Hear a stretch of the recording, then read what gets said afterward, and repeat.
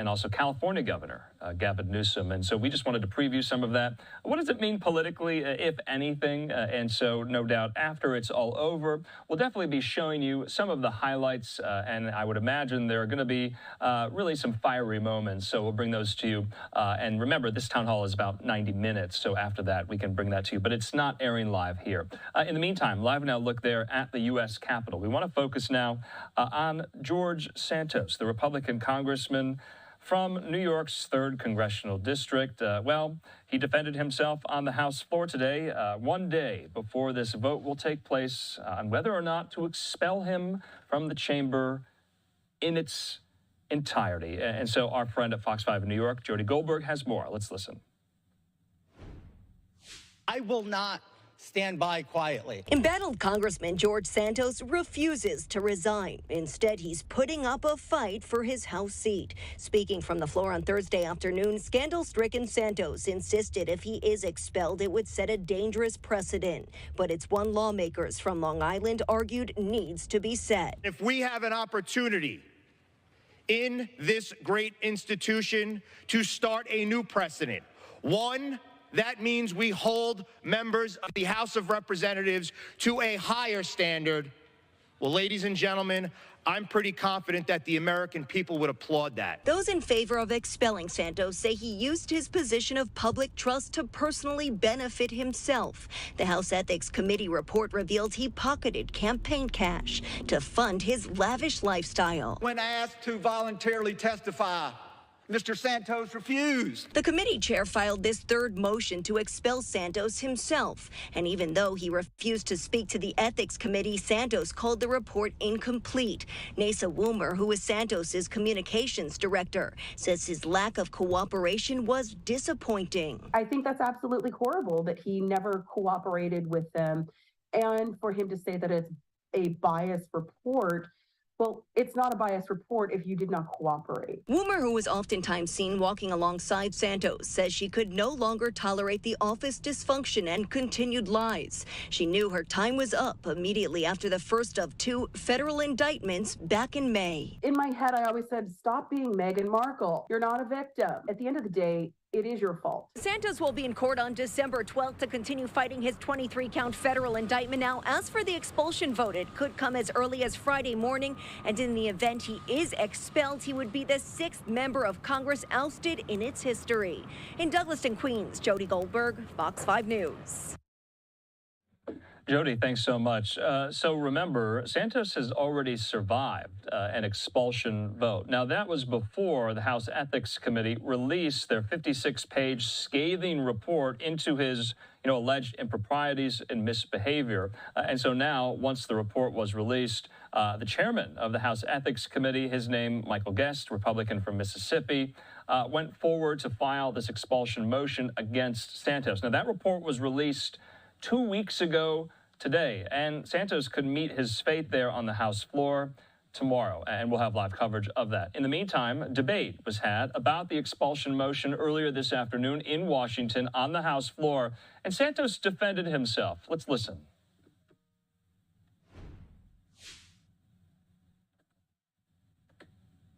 New York? I reserve. Gentleman reserved. Gentleman from New York is recognized, Mr. Santos. Thank you, Mr. Chair. You know, I hear a lot the line, I encourage Representative Santos to resign, do the right thing, which is resign. What I hear is people don't want to take this vote. I'm just here. I'm willing to take the vote. Take the vote, guys. I'm okay with it. This is your time. This is what they've all built up to all year.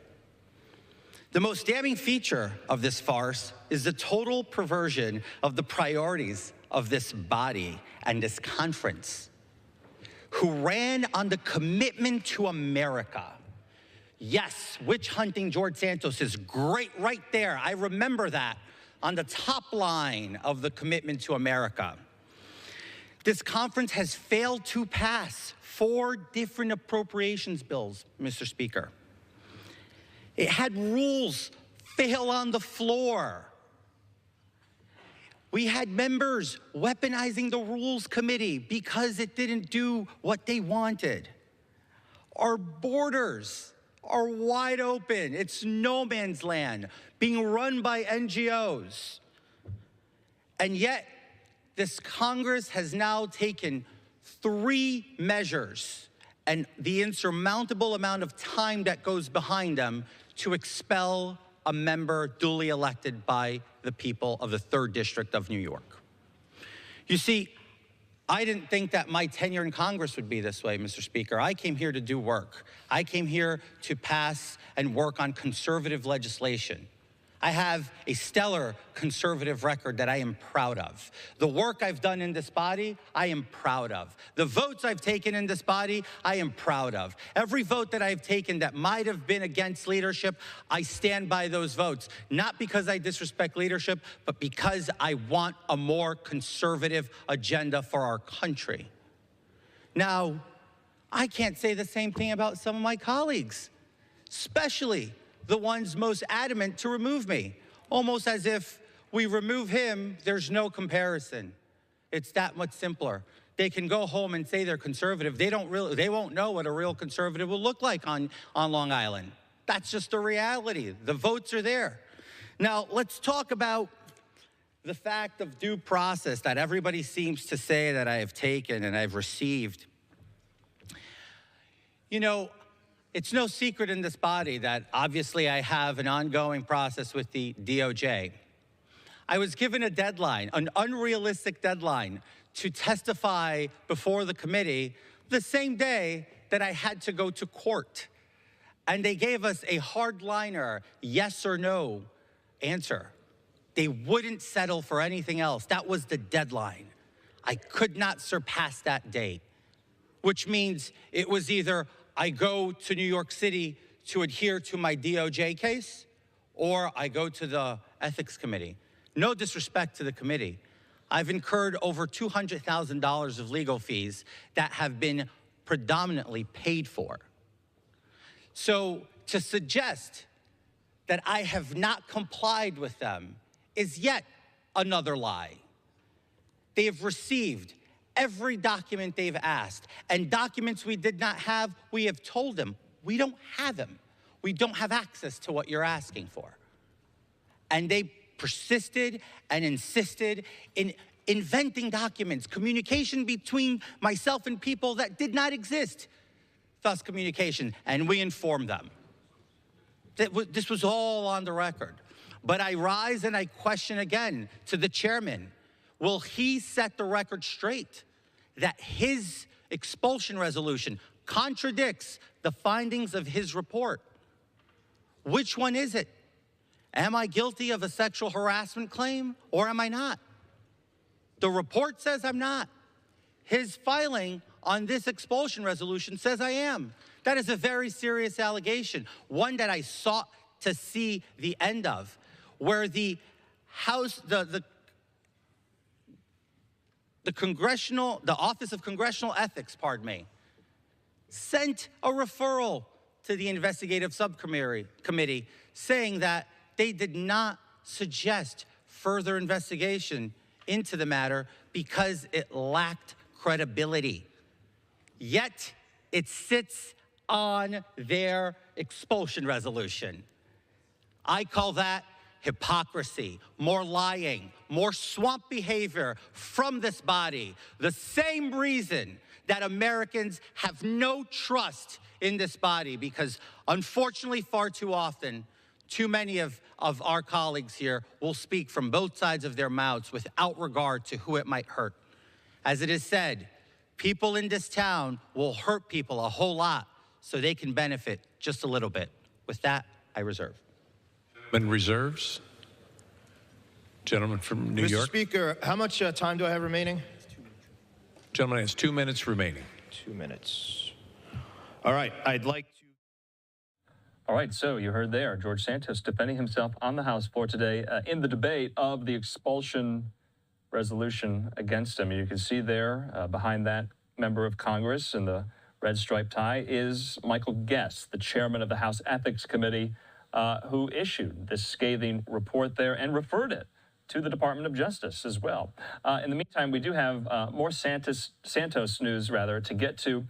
He held a press conference very early in the morning outside of the Capitol, taking questions from reporters, so we'll have that when we come back. But in just about 5 minutes' time, remember, on the Fox News channel, not here on Live Now from Fox, that the red state, blue state debate will get underway between California Governor Gavin Newsom and Florida Governor Ron DeSantis. Our friend, Fox News correspondent Bill Malugin, he is there in Georgia to cover the debate live on Fox News tonight.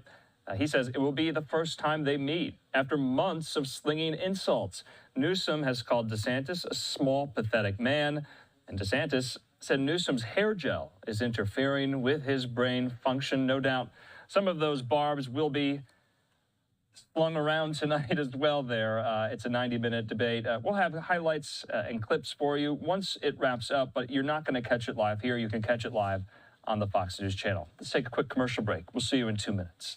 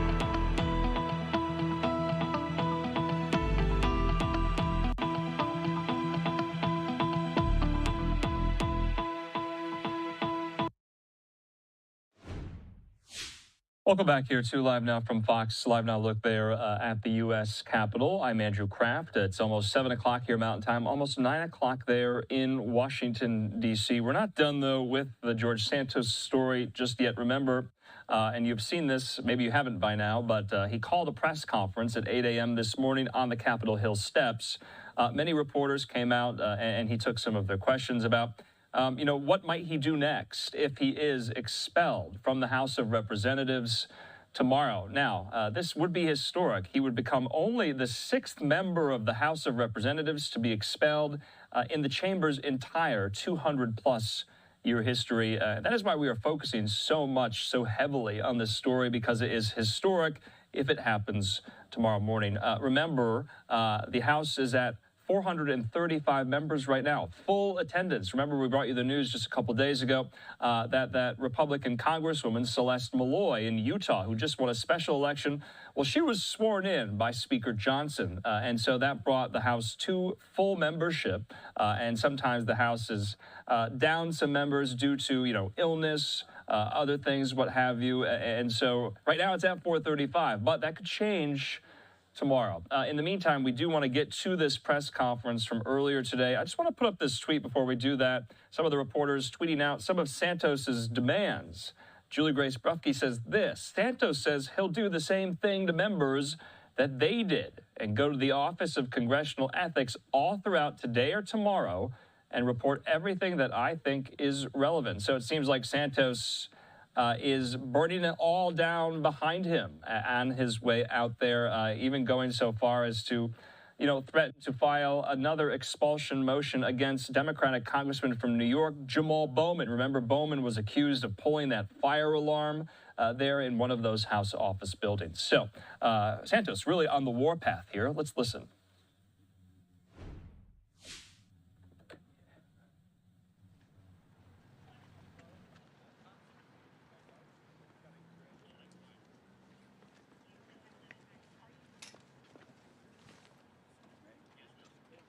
Well, good morning, everybody. Thanks for coming out early today. Just wanted to, we all good? All right, cool. All right, good morning, everybody. Thanks for coming out. As you all know, the vote that was supposed to happen today was moved to tomorrow, but in lieu of keeping a schedule, I decided to stay with today's 8 a.m. Commitment to all of you and to the American people. Here's where we are. We are due to go for round 3 of expulsion of Congressman George Santos from NY3. I think we can all look back and say, this is not how at least I thought this year would go. I don't think this is how most of people in the media would think this year would go. And it's just an unfortunate circumstance that I have to sit here and watch the American people waste, Congress waste the American people's time over and over again on something that is the power of the people, not the power of Congress, which is to remove and elect and remove members of Congress. Obviously, some want to cling to some circumstances and to allegations, but there's been a long-standing precedent in the House that every single member that's ever been expelled, and they are trying to join me to the group of 3 Confederates and 2 issues, the ones that impact the lives of the people that make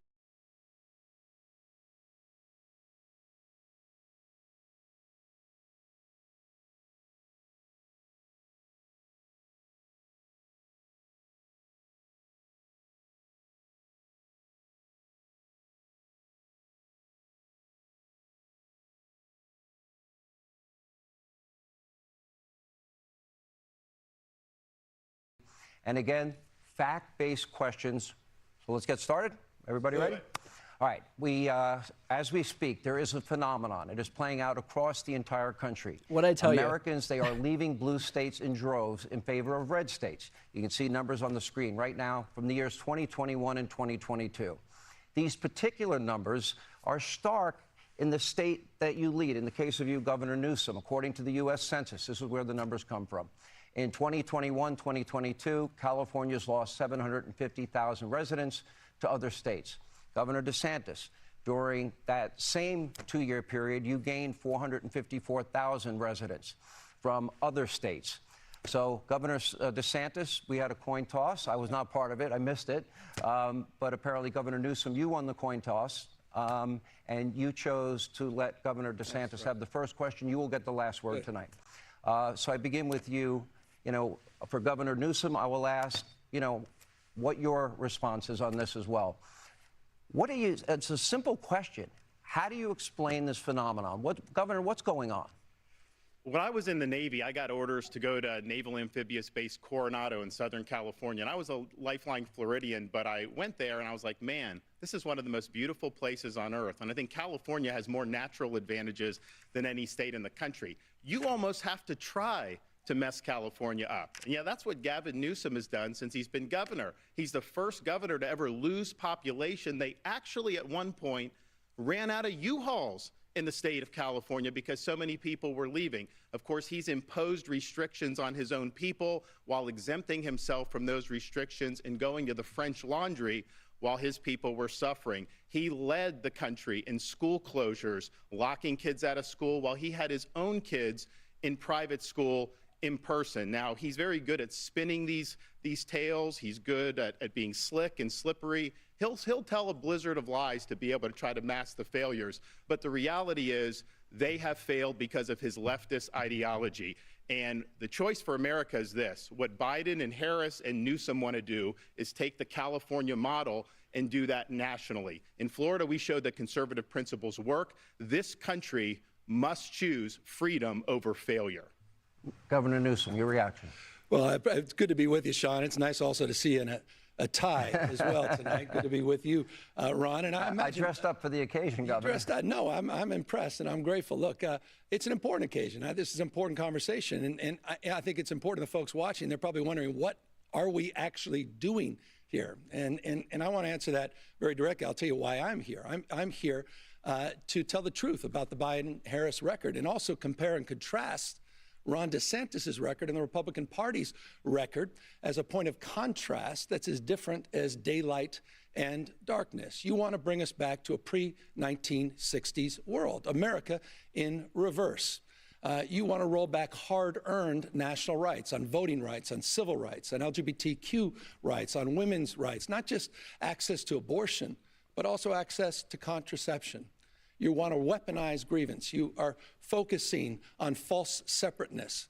You in particular, Ron, are on a banning binge, a cultural purge, intimidating and humiliating people you disagree with. You and President Trump are really trying to light democracy on fire. So, Sean, there are profound differences tonight, and I look forward to engage them. But there's one thing in closing that we have in common, is neither of us will be the nominee for our party in 2024.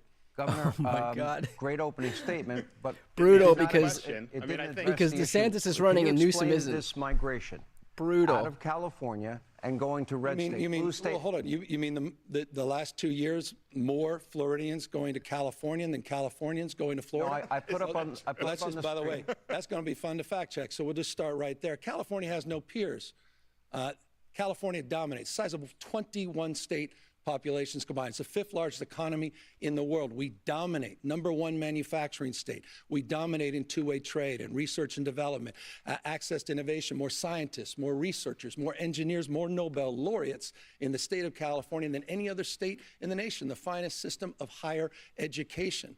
It's the birthplace of life science and biotech and nanotechnology. We dominate in green tech. We dominate in high tech. We dominate in artificial intelligence.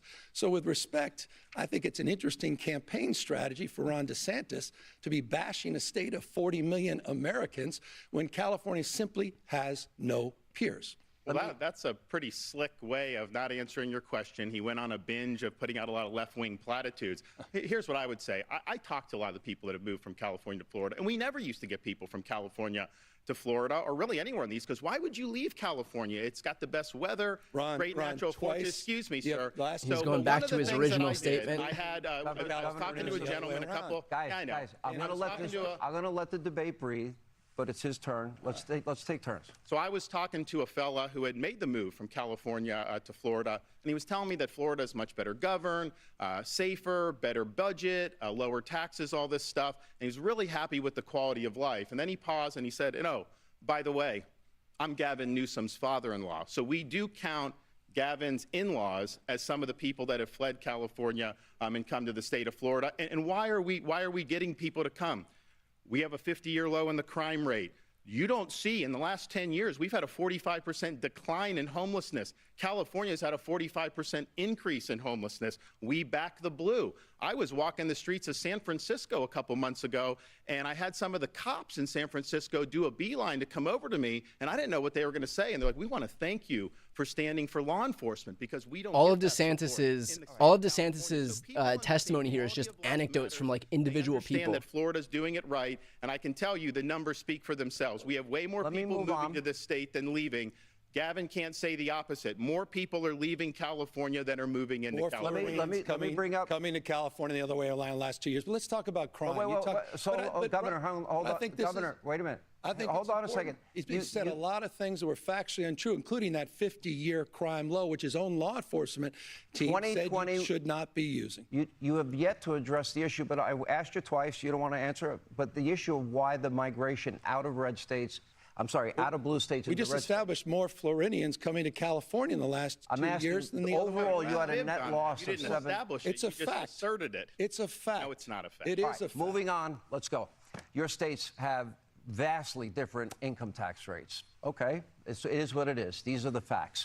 California's highest rate for top earners, 13%. Married couple, for example, in California, earning a median income of $84,000, they have a 6% income tax in the state of California. Florida's income tax rate is 0% across all salaries, but it goes beyond income taxes. Property taxes are lower in California, but everything else is higher. Let's take a look at the numbers. These are the facts. The average property tax in California, 0.75%, Florida, 0.91%. Sales tax, California, 7.25%, Florida, 6%. Gas tax rate, California, 77 cents a gallon. That is a low estimate. It's up to $1 when you include mandatory fees, and in Florida, it's 35 cents. Corporate income tax, California, 8.84%, Florida, 5.5%. Governor Newsom, this is your question. Let me ask you. Obviously, you support a different philosophy, which is higher taxes. Yes. No, hold on. No, this is a tax question, Governor. This is a very different approach, and I agree with you completely. He has one of the most regressive tax rates in the United States of America. It's the #3 most regressive state in America. And what that means is simply this. Who does he tax? He taxes low-income workers more than we tax millionaires and billionaires in the state of California. The question is a simple one. Who, Ron, are you for? It's a factual lie that the state of California is high tax, has the highest tax rate, but for whom? And it's a foundational and fundamental difference. You look at states like Texas, overwhelming majority of Texans pay more taxes than the state of California. So again, it's who you're for. And I think those values matter. And I appreciate you bringing up the issue of taxes. How many people leave Also, Florida like to go to 80% of California Americans because they support pay less taxing millionaires taxes? and billionaires. I've not seen that. Are people going from Florida to New York because they pay less taxes? Of course not. They come to Florida because they pay lower taxes. We don't even have an income tax. And yet California has a higher sales tax than we do, and that's one of the things that we do. But here's the thing, and I'll give Gavin credit. He did at least admit in his first answer, he's joined at the hip with Biden and Harris. He thinks Biden and Harris have done a great job. He thinks the economy is working because of their policies for Americans, and they are not. And so what California represents is the Biden-Harris agenda on steroids. They would love nothing more than to get 4 more years to be able to take the California model nationally. That would be disastrous for working people in this country. We'll talk about working people. They pay more in your state than the state of California charges for billionaires and millionaires. And it's just a value proposition. True. It's a fact. Again, you can't make You these have things $6 up. or $7 a gallon gas. How do they afford that? These are folks that are blue collar people. You're going to force everybody to buy an electric vehicle. How are they going to be able to afford electric vehicles if you're working class people? And I think the thing about California, they have one of the highest inequality rates because, yeah, they've got Silicon Valley billionaires. They've got a lot of very wealthy people. They've got a lot of people that are on government assistance, but they've hollowed out their middle class. That's who's been leaving California. They've been leaving in other places. They go to Arizona. They go to Nevada. They go to all these places. Florida has a higher poverty rate than California does. Ron, I'm happy that you continue to talk. Let's talk a little bit about Bidenomics because I'm happy to take that on right now as well. And I think it's a fair point. You're a big supporter of it. I appreciate you acknowledging 14 million jobs, 10 times more than the last 3 Republican presidents combined. Because he had 815,000 manufacturing the jobs were because of the COVID lockdowns. Are you kidding? The last 3 presidents, not COVID. Last 3 Republican presidents. I'll talk to the American people. 3.9% unemployment, the lowest black unemployment in American history, the lowest unemployment for Hispanics in American history, the lowest unemployment for women in 70 years, the lowest black poverty rates in history. That's this administration's agenda. And by the way, as you smile and smirk over there, you should know this, the American people. Here's a guy who celebrated Bidenomics just this week, celebrating $28 million that came into your state because of the CHIPS and Science Act, one of the most significant economic plans since FDR. I'm proud of the work Biden and Harris have done. Would you like to respond? And I do have a follow-up. The 6% rate on people, families, couple in California, they pay 6% income tax on $84,000 a year. Low-wage workers in the state of Florida pay more than billionaire state of California. I didn't ask about Florida. But here's, let me answer the question. Let me ask the question. To try to cover for his Ron, if I may answer the question. Okay. California has lower taxes, lower than 32 states for working families in the middle class, significantly lower taxes than places like Texas. You support a 6% income tax for people, a couple I'm making against regressive taxes that advantage billionaires and millionaires over working families and the working poor. People in his state pay more taxes on the low end than we tax people on the high end. That's paying a fact. $7 a gallon gas help working people? That doesn't help working people at all. How does paying an 8% gas. sales tax I live here. help working people? That doesn't help working people at all. They have the highest taxes in the nation. People flee to be able to save money to get out of California. And you have working class people that move to these other states. Their dollars go much further. But here's the thing. They want to take this Bidenomics and they want to double down on this for the next 4 years. How many people are able to afford groceries now compared to what you were doing 3 or 4 years ago? I talked to people, I talked to a woman who had a cart full of groceries going in. I'm not sure comparing this economy to the middle of COVID is where Ron DeSantis wants to go with this. That didn't used to be the case. People used to be able to work hard and get ahead. That is not true under Joe Biden. And you know what, Sean, one more final thing. California's unemployment rate is 60% higher than Florida's unemployment rate. Our unemployment rate is 2.8%. That dovetails into my next question, Why? Governor. Because it's a command and control economy. They have a political agenda that they're pursuing. Let me ask that question. On with the question of jobs. I think it's important. You know what? That affects. By the way, that affects the everybody. Biden administration, the last 3 years, it's been a master Joe class Biden of job paying you creation. tonight? 3.9%. I thought this was state versus state. But it's about the United States of America. I thought this guy was running for president of the United States. If you you're are running too. For You just won't admit it. You're running for a third term. You just won't admit it. You will not admit it. Why don't you just admit that you're running? Hold on. All right, we can't talk. We can't talk. I'm going to move on to the next question. The unemployment rate in Florida right now is just 2.8%. As you stated. And California ranks second worst in the country at 4.8%. Hold on. This question goes to Governor DeSantis, and then you'll have a chance to respond. Governor DeSantis. Well, right. I mean, they tax too much. They regulate too much. They have a political agenda. It's not a good climate for business. They've lost a lot of companies. A lot of companies have moved to Texas. We have had some to Florida, but they've lost a lot of companies to Texas because they're not doing a good job looking out for folks and not creating a good business environment. And, when I have people that come to Florida, they tell me, you guys actually want us to succeed in Florida. And they feel like when they're in California, they don't want business to succeed. Is that what Disney's saying, the Tampa Bay Rays? Well, actually, yeah. I think that's an interesting point with Disney because I had Disney open during COVID, and we made them a fortune, and we saved a lot of jobs. You had Disney closed inexplicably for over a year. You were not following science. You were a lockdown governor. You did a lot of damage to your people. You had more kids locked out of school for a longer period of time in California than anywhere else in the country. It was the working class kids. It was the middle income kids. His kids were in private school. They were in class in person. He locked people out because of the teachers' union. He is owned by the teachers' union. You will never cross the teachers' union. This is just a lot of hot air. Stock and Let's barrel. talk about COVID. Let's talk about your record on COVID. You passed an emergency declaration before the state of California did. You closed down your beaches, your bars, your restaurants. False. It's a fact. You had quarantines. False. You had quarantines. You had checkpoints all over the state of Florida. By the way, I didn't say that. Donald Trump laid you out on this, dead to right. You did that. True. You followed science. You followed Fauci, Ron DeSantis. That's not false. He followed science. He followed Fauci. You were promoting. Hold on. You were promoting vaccines.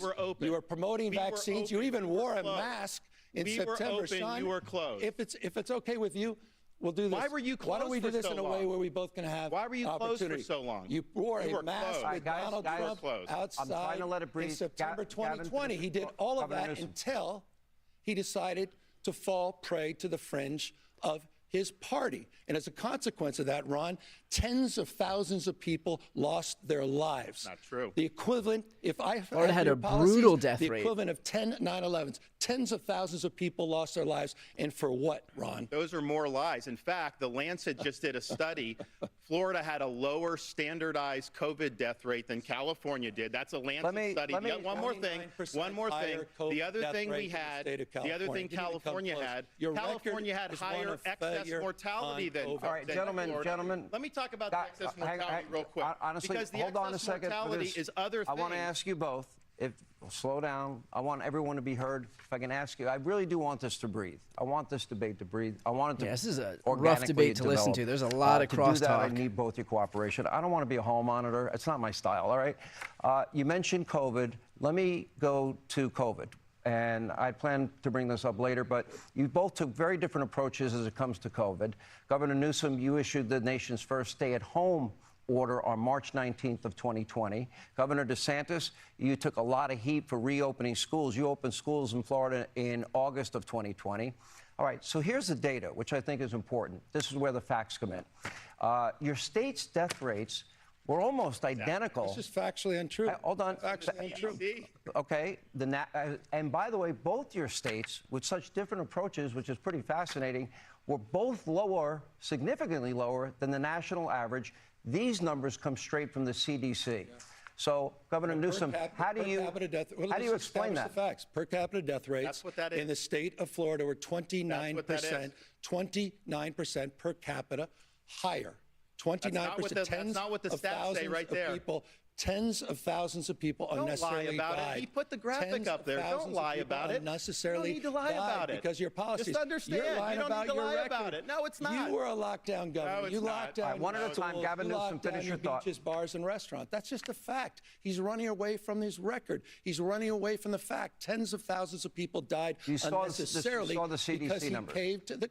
It's 29% higher death rate in the state of Florida versus the state of California. Okay, quick response, Governor. You showed the stats. The stats are very clear. One at a time. On a per capita age-adjusted basis, California and Florida basically the same. Now, why is that important? Because Gavin Newsom did huge damage to people in California. He ruined lives. I can't wait to see the extent to which they cooked that graph at Fox. We saved thousands of jobs. We saved hundreds of thousands of jobs, thousands of businesses. We had our kids in school. He had the kids locked out of school because of the teachers union. That is having a generational impact. California has one of the lowest literacy rates in the country. In the most recent NAEP exam, Florida came in number 3 for 4th grade reading. California was far, far behind. So you should apologize for not getting your kids in school. Why didn't you get the kids in school in the summer of 2020 like we did? The only you bowed to the teachers union. You didn't do the job you should have done. All right, the only person, one at a time, quick answer, is Ron DeSantis for the tens of thousands of lives that died unnecessarily because he played to the fringe of his party. We got to take a break. And finish your thought. No, and when it comes to the issue of schools, you better be careful. You had more learning loss during COVID than the national average in the state of California. It's a fact. More learning loss. Your economy contracted more in 2020. Quick break. Expanded slower than California in 2021. More to come on this topic. More to come on this debate.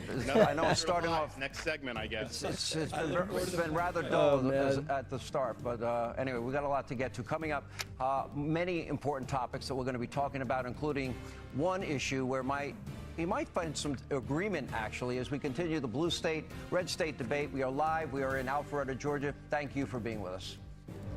Okay. Let's go mute on this as we wait for that to come back from the debate. So that was the first portion of this debate here, with Sean Hannity coming out and saying that he's going to be a fair moderator. Obviously, it is very clearly 2 versus 1 on this debate stage.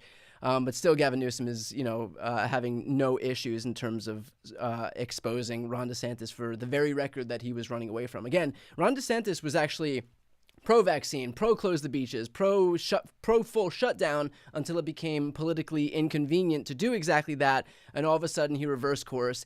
And don't take it from Gavin Newsom, take it from Donald Trump, because he was the first one who exposed that when he was as part of his campaign against him. So there are a lot of ways in which it's pretty clear that that Gavin Newsom is exposing the extent to which Ron DeSantis is running away from his own record here.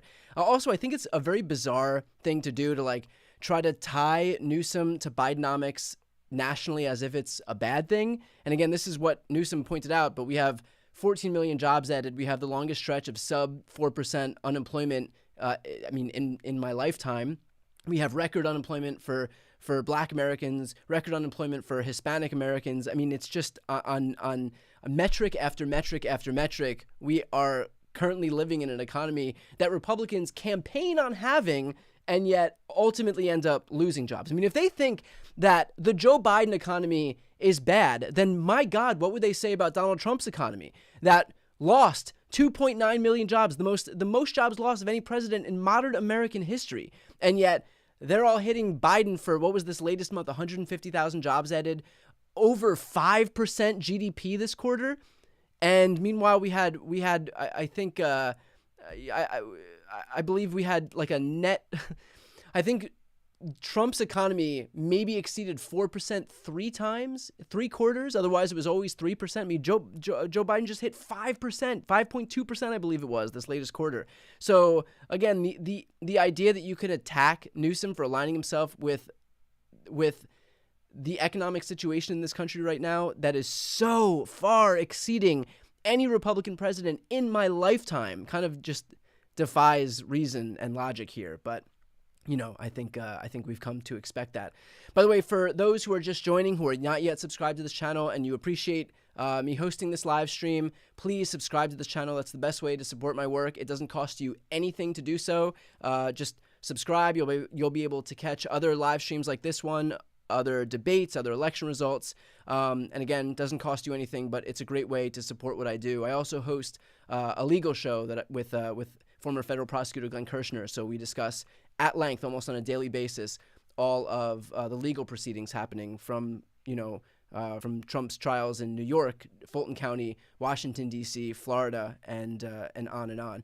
So again, if you're not yet subscribed, please support this live stream. Please support this channel by subscribing. It is completely free.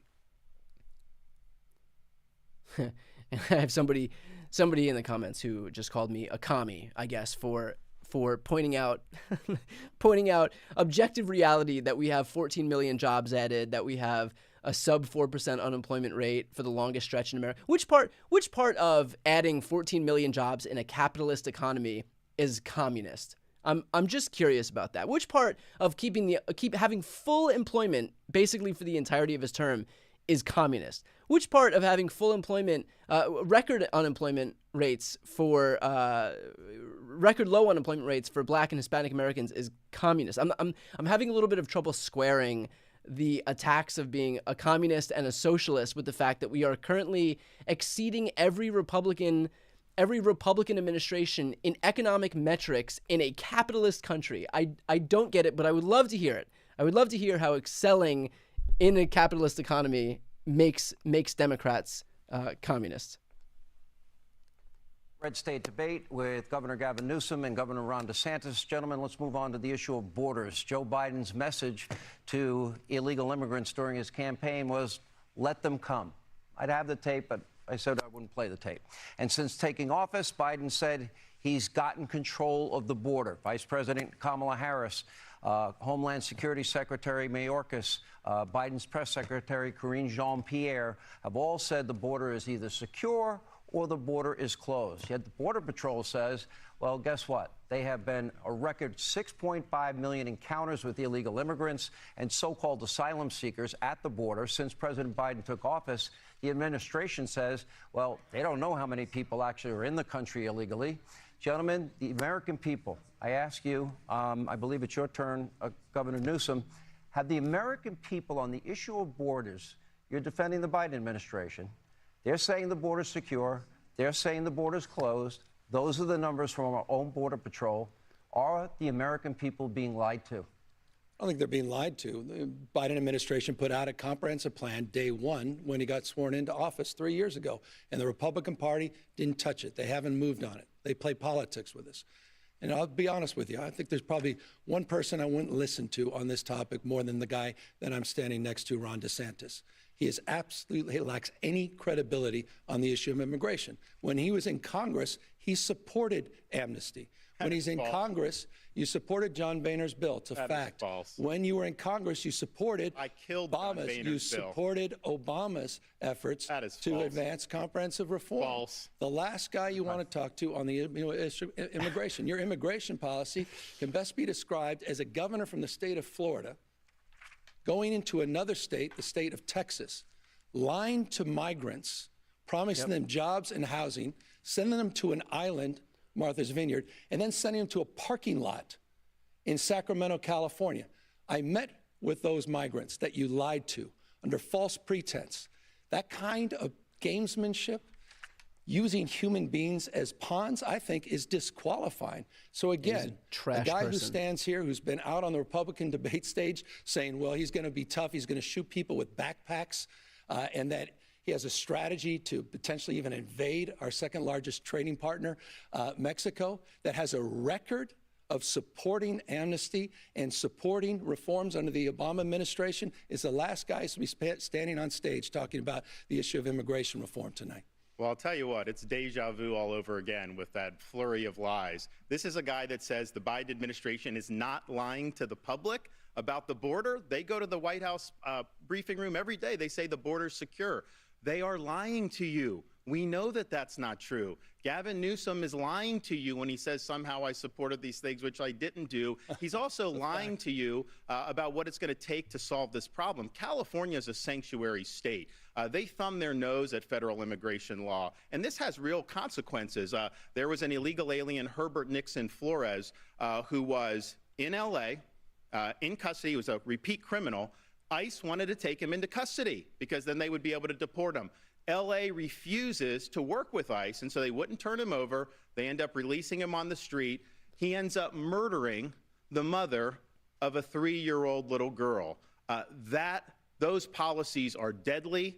They do not work. And I would tell you this, the Martha's Vineyard transport, Martha's Vineyard said it was a sanctuary jurisdiction. Kind of reminds me about Gavin Newsom when he restricted Californians, then he went to the French Laundry. These liberal elites, they like to impose burdens on you. They don't want to have to face the consequences of their actions. So we've got a lot of elites who want open borders, who lecture everybody else about it. Then the minute they have to deal with any of the consequences, oh man, all hell breaks loose. How about the consequences? Hold on, we're moving on. We're moving to the next question. We'd be much better on the off same if that topic. were the case. On the same topic, this is important. This is a very important question.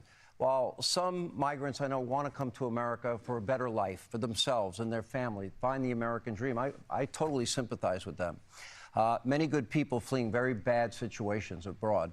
But others are abusing the asylum process, and in the process in search of where they're coming from, we're now learning that many are coming from some of our top geopolitical foes, countries with little to no vetting, or people that are coming in. They're not being vetted.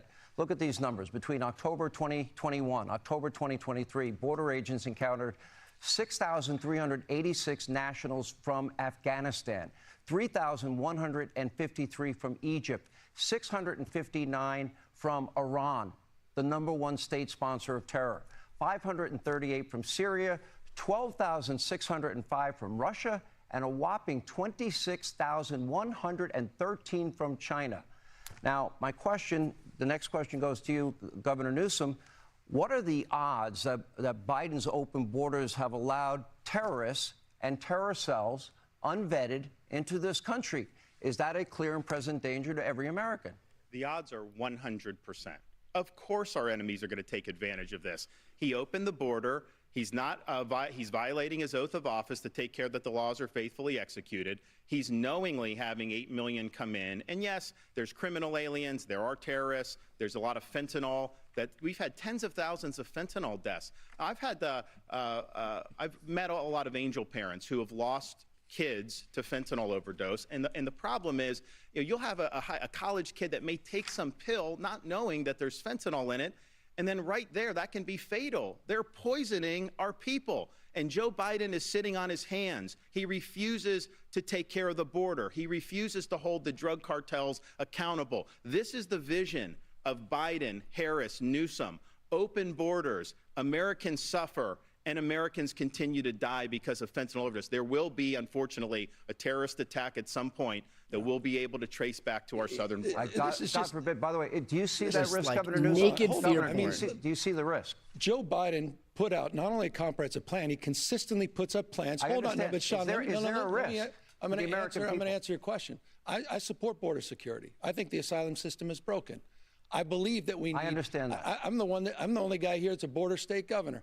You're trolling folks and trying to find migrants to play political games to try to get some news and attention so you can out-Trump Trump. And by the way, how's that going for you, Ron? You're down 41 points in your own home state. On the issue of immigration, Joe Biden put a $14 billion immigration package up in front of Congress, 2,300 border agents, as well as custom officials, 1,000 new law enforcement officers to deal with the fentanyl issue. And by the way, that's a major issue in your state, 41% higher overdose rates than the state of California. And here's what I haven't heard, not a peep from Ron DeSantis. They want to demagogue this issue. You want to play politics with issues. You don't want to solve this issue. Why don't you lead your party and support that $14 billion package? Hold on. I have a follow-up. Governor Newsom, I appreciate your answer. You have mentioned comprehensive immigration reform many times. It's not happened under Joe Biden. I don't think it's going to happen next year. Put a detailed plan in. Republicans in Congress refused to act on it. Let me finish my Congress to work with this administration. My question was, with all of these millions and millions of people coming into this country unvetted, the question was and remains, is this a clear and present danger from the countries I put up on the screen? Is that a clear and present danger to America? And what do you do in the interim That's before why you the can President of the United States put a $14 billion package in front of Congress they can act on today. And what would that? They haven't done anything in 2 years, do? this Congress. What do you Literally support? not a single piece of legislation. I support the $14 billion package President's put forward. That includes 2,300 border agents and customs officials. By the way, also includes $850 million in new technology for border security. You hear nothing from Ron DeSantis. You hear nothing, Sean, respectfully. You hear nothing from the Republican Party. They play politics. I'm almost out of time. The President put the plan up to address Does it the worry? anxiety Let me around ask the security. question another way. Does it worry you that our top geopolitical foes, the number one state sponsor of terror, Iran, China, Russia, Afghanistan, Syria, that they're Notice how they pivot away as soon as they get the answer they don't want. Does that concern you at all? The Why else would I have put the answer is yes. Why else would I put the National Guard? Why would I have just increased it by 50% on the largest port in the Western Hemisphere in my state? I mean, this guy has no record. The fact that you supported amnesty, the fact you supported Obama's reforms, those are facts. They're just simple facts. The fact that your greatest contribution, Ron, to this debate is shooting people with backpacks. I don't mind. That's so inhumane. I don't mind him lying to me. Ron. I don't mind Gavin lying to me, but I do mind him lying to you. He is sitting there saying that Joe Biden is willing to solve this problem. Is there anybody out there that actually believes this? Joe Biden created this problem. So if he's willing to lie to you about that, you know he's lying to you about all these other facts and figures, about all this other stuff. He's just throwing stuff out to see what sticks against the wall. This is a slick, slippery politician whose state is failing, people are leaving his state, and he's trying to run interference for his failure. We've got to take our second break. When we come back, we have a lot more ground to cover. Quick break. We have a lot of ground to cover. More with Governors DeSantis and Newsom, the great blue-red state debate, as we continue from Alpharetta, Georgia. Again, thank you for being with us. So, PolitiFact just a PolitiFact just surfaced with an old quote from Gavin Newsom that says, "Per capita, more Floridians move to California than Californians moving to Florida. It was rated mostly true." So again, this is like this. I mean, the debate opened. It was predicated on this idea that California is some failing state because apparently Californians were leaving by the hundreds of thousands to go to Florida, but it turns out that the number is just about equal. Let's see if we can find the exact number here.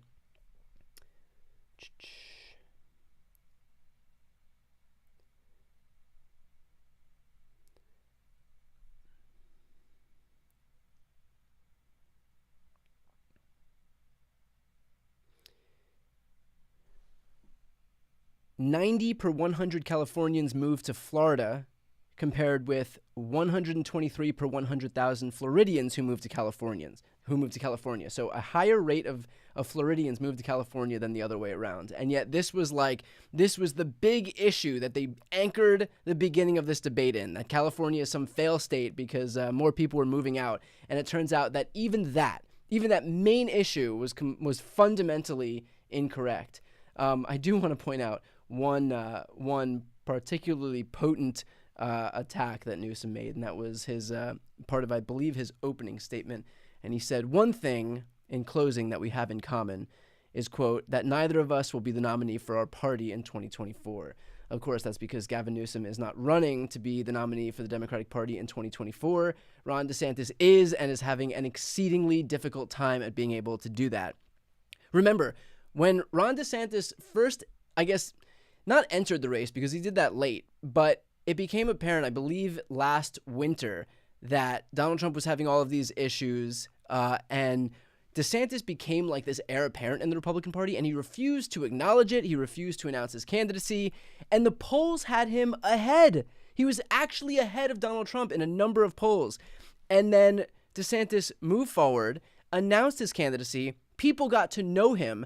Not only did he fall behind Donald Trump, he can't even stay in front of Nikki Haley. He's fallen to third place in what is like effectively a 5-person race right now. He's got only Vivek Ramaswamy ahead, behind him, Chris Christie, who is occupying this never Trump lane of the Republican Party that's like 12 people, and what, like Tim Scott's out. I don't even know who else is ahead of Ron DeSantis other than that. So again, like, you know, if you're a politician and the more people get to know you, the lower your approval rating gets, I don't think you're doing it right.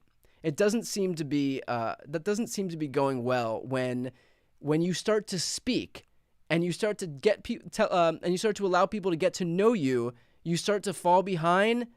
Not great. Not great if you're a presidential candidate.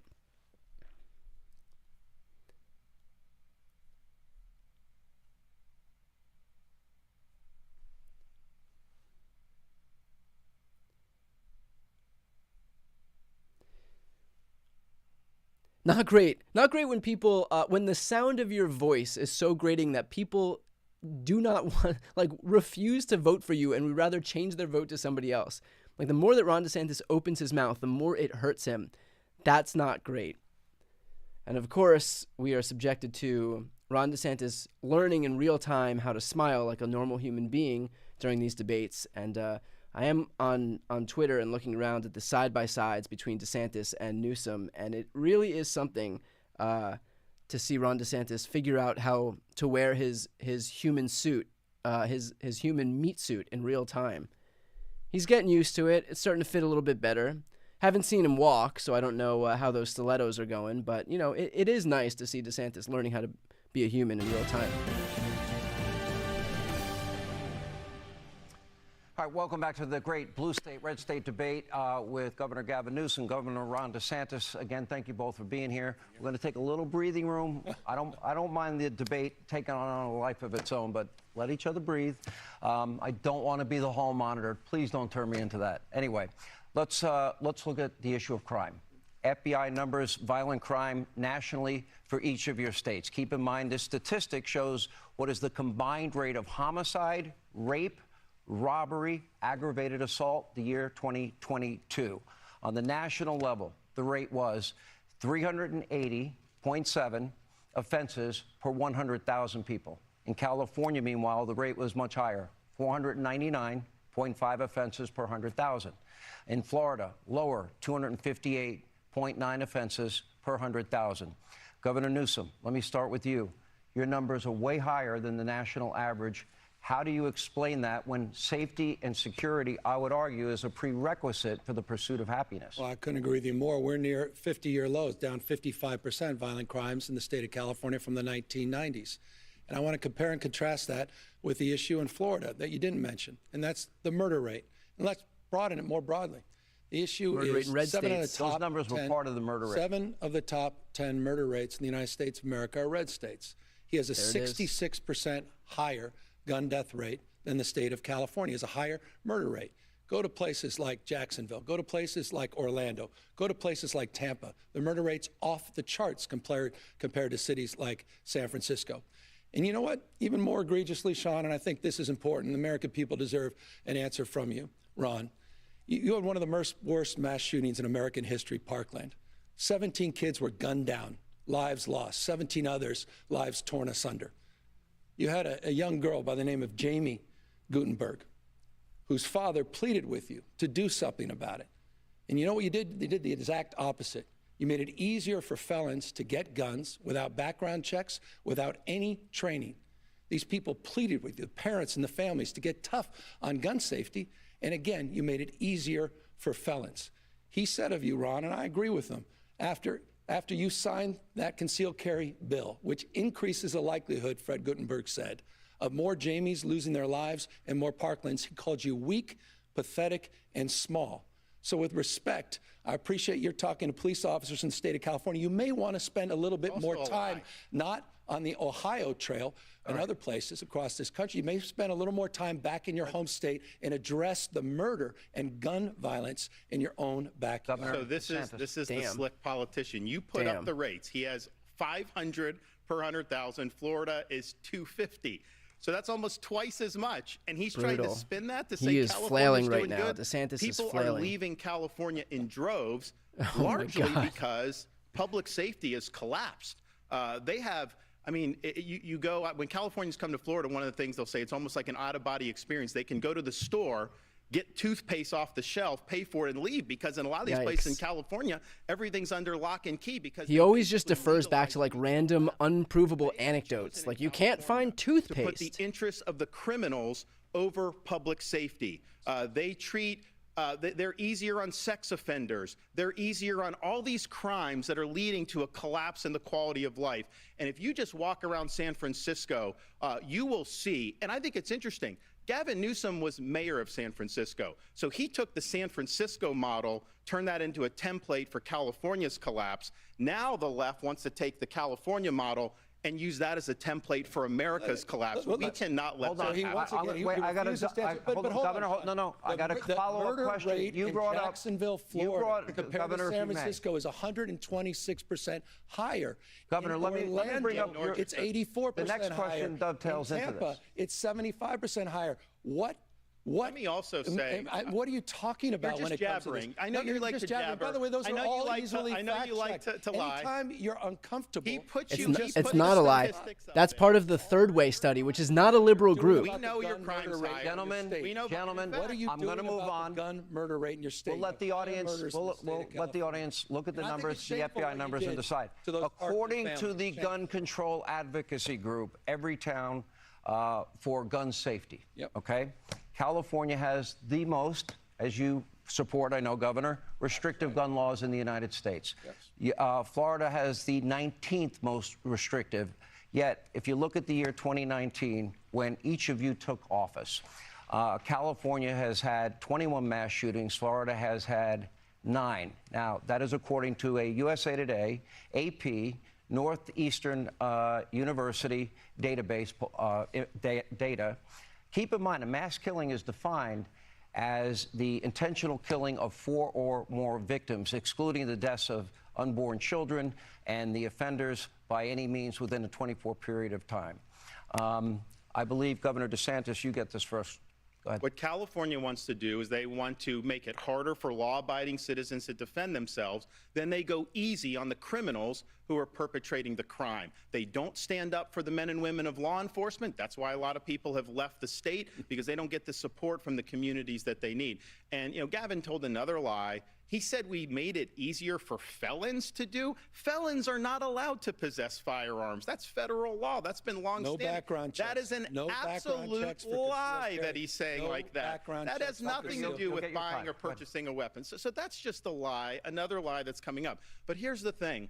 People are leaving California in droves because he has failed to stand up for public safety. He just keeps going to the same refrain. They are on an ideological joyride to let people out of prison early, to go easy on them. Heck, your buddy, Gavin's buddy in Los Angeles, Gascon, he doesn't even prosecute. When you have, when I was in Southern California for the Reagan debate, a lot of the women tell me they have to take off all their jewelry just to be able to go shopping, because otherwise they're going to get mugged. That is the reality that people are facing in California. Gavin can try to put lipstick on that pig, but the fact of the matter is he has failed the people of California. No, I love this guy talking about backing the blue when you dangled pardons for January 6 insurrectionists, 85 of them that were literally charged with attacking law enforcement. you talk a big game about backing the blue. With all due respect to the crime rate, again, he's not answering the fact that he has a higher murder rate than the state of California, a 66% higher gun death rate than the state of California. And I can easily answer this point. Gun safety saves lives. I don't think it, I know it. And the data bears that out in the state of California. California proudly does lead in terms of common sense gun safety. Common sense gun safety saves lives. You had the chance to do something meaningful. You had a chance to do something on behalf of those Parkland families. You did the exact opposite. You moved in the exact opposite direction. With all due respect, look at your own backyard, Ron. So You're I not will mining do that, your but can I backyard respond on to this that? issue. I will do that because we have we had two radical left Soros district attorneys, like your buddy Gascon in LA, one in Tampa, one in Orlando. They were endangering the public, and I removed them from their posts. Gavin Newsom has not lifted a finger to rein in Gascon in LA. That city has collapsed. That county's collapsed because he is not enforcing the law. So that's just the and here's the thing. I'm in What's Los happening. Angeles. That We're fine. California model, We're a little that's over done time. in Philadelphia, 15 Baltimore, all 15 seconds. We got to go break. Come on. I mean, you're running for president of the United States. You're talking down the great state of California. You're talking down one of the great American cities, Los Angeles. That's insulting. And you're doing it because you're trying to obfuscate the facts that you have a higher murder rate in the state of Florida and the state of California. We got to some take of a the break. lowest crime rates we've had in 50 years. We'll have more with Governor DeSantis, Governor Gavin Newsom on the other side as we continue the great state debate, blue versus red. There's hardly any differences. A lot of ground to cover. Thank you for being with us. We are in beautiful Alpharetta, Georgia. Thank you for joining us on Hannity. I don't know how many more times we can see Ron DeSantis pivot to people are leaving California in droves. People are like Newsom will get all of these shots in about proving. And by the way, this is all of his numbers were based on a study from Third Way, which is not a liberal group. Third Way. I'll pull up the study right now. Here we go. The Red State Murder Problem, published by Third Way. Trump voting states account for 8 of the 10 highest murder rates in 2020. The top murder rate states: Mississippi, Louisiana, Kentucky, Alabama, Missouri. Then we have New Mexico, then Georgia, Arkansas, Tennessee. So New Mexico, blue state; Georgia, blue insofar as it voted, insofar as how it voted in 2020. But otherwise, Mississippi, Louisiana, Kentucky, Alabama, Missouri, South Carolina, Arkansas, and Tennessee, all top 10 murder rates. Like, these are all Trump voting states. And again, this is not like some liberal study. 2020 here's another fact: 2020 murder rates are 40% higher in Trump voting states compared to Biden voting states. Between 2019 and 2020, murder rates increased slightly faster in Trump voting states than Biden voting states. Wyoming had the fastest murder rate increase in the United States at 92%. Then it was South Dakota. 6 of the 10 highest murder rate increases are in Trump voting states. Like, there is no way around this. And of course, Newsom said all of this, and then Ron DeSantis goes back on his usual, he goes back to the bridge of the song, which is people are leaving California in droves, and he just gets like reset. He just resets himself, and he goes right back to the initial refrain because this outsider, definitely not a politician, has like 4 pre-programmed talking points, and he just goes right back to them in the immediate aftermath of being faced with something that he doesn't know how to rebut. So we are more than halfway through. We've got about 35 minutes left in this debate. If you're not yet subscribed to this channel, please subscribe to this channel. It's the best way to support what I do. It's the best way to support these live streams. I know that there's not a lot of places airing this debate right now. So again, if you're appreciative of live streams like this one, hosting debates like this one, and other coverage that I do regularly, please subscribe. Again, it doesn't cost you anything to do so, but it's a great way to support what I do, to support this channel. So thank you in advance. I appreciate it. We have about 35 minutes left in this debate here. This is a relatively tough debate to watch because Hannity has to reconcile claiming that he wants to have a debate where he allows both where he's trying to be fair and then the reality, which is that he is doing everything he can to help Ron DeSantis. Ron DeSantis doesn't know how to take any facts other than just to interrupt or to, restart his talking points, which is that people are leaving California in droves to head over to Florida. I guarantee you will hear that at least one more time. But I think it was smart of Newsom to at least bring up that Third Way study because, look, Third Way is not like the Soros Foundation. It is by nature not a liberal organization. If anything, it's completely antithetical to some liberal organization.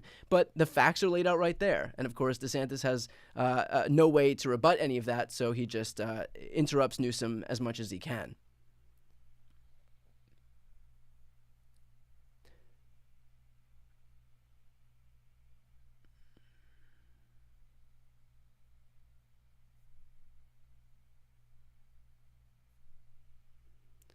Okay, and I think we are getting started in just a moment.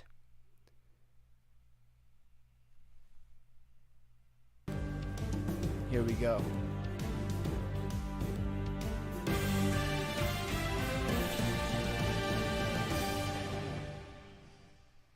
Hi, welcome back to Hannity, the Great Red State, Blue State debate. We continue with Governor Ron DeSantis of Florida, Governor Gavin Newsom of the state of California. Gentlemen, let's turn to the issue of parental rights.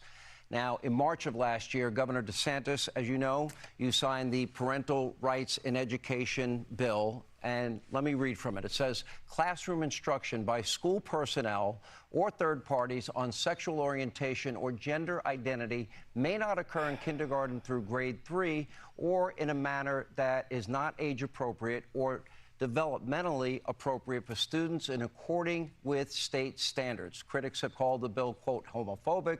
This is the one they branded the Don't Say Gay bill. I ask you, Governor DeSantis, especially the lower grades, should schools, and maybe all grades, should schools be focusing on reading, writing, math, science, history, computers, and maybe leaving values, considering parents might have different values than teachers at school, to the parents, to religious institutions, or is it the role of the school? What is the role? The role of the school is to educate kids, not indoctrinate kids. It's not to impose an agenda, it's to do the basics. And what we've said in Florida is it's inappropriate to tell a kindergartner that their gender is a choice. It's inappropriate to tell a second grader that they may have been born in the wrong body. Now, California has that. They want to have that injected into the elementary school. My wife and I have a 7-5 and a 3-year-old. We don't think that that's appropriate. And I know most parents do not think it's appropriate. It's also important to respect parental rights to know what curriculum is being used in the classroom, and everything should be age appropriate. I actually have something that I brought that some parents have objected to. So this is a book that's in some of the schools in California. In Florida, this is not consistent with our standards, called Gender Queer. Some of it's blacked out. You would not probably be able to put this on air. This is pornography. It's cartoons. It's aimed at children, and it's wrong. So this should not be in schools. When people like on the left say that somehow you're banning books by removing this from a young kid's classroom, no, this is not age appropriate. And so we're going to stand for the rights of parents. I think we need to do that nationwide. I don't think you can have a situation where some states just trample on the rights of parents. Parents have a fundamental right to direct the education and upbringing of their kids. I mean, by the way, you've been on a banning bench. 1,406 books have been banned just last year under Ron DeSantis' leadership. Party of freedom. I love that he keeps pulling this out. I've seen this. He's been doing this all over the campaign trail. What's wrong with Toni Morrison's books? It's not banned. What's wrong? It's not true. Not. What's wrong with Amanda Gorman's? It's not banned. And the poetry? 1,406. 1,406 books have been banned on your banning Anything bench inconvenient, in the he goes, state not true. of Florida. As it relates to parental rights, come on. California, it's in our Constitution, parental engagement. It's called the LCFF process. We actually require parental engagement on curriculum development. And we don't, complete lie, we don't require K through 3rd grade sexual education. That doesn't happen until middle school. What you're doing is using education as a sword for your cultural purge.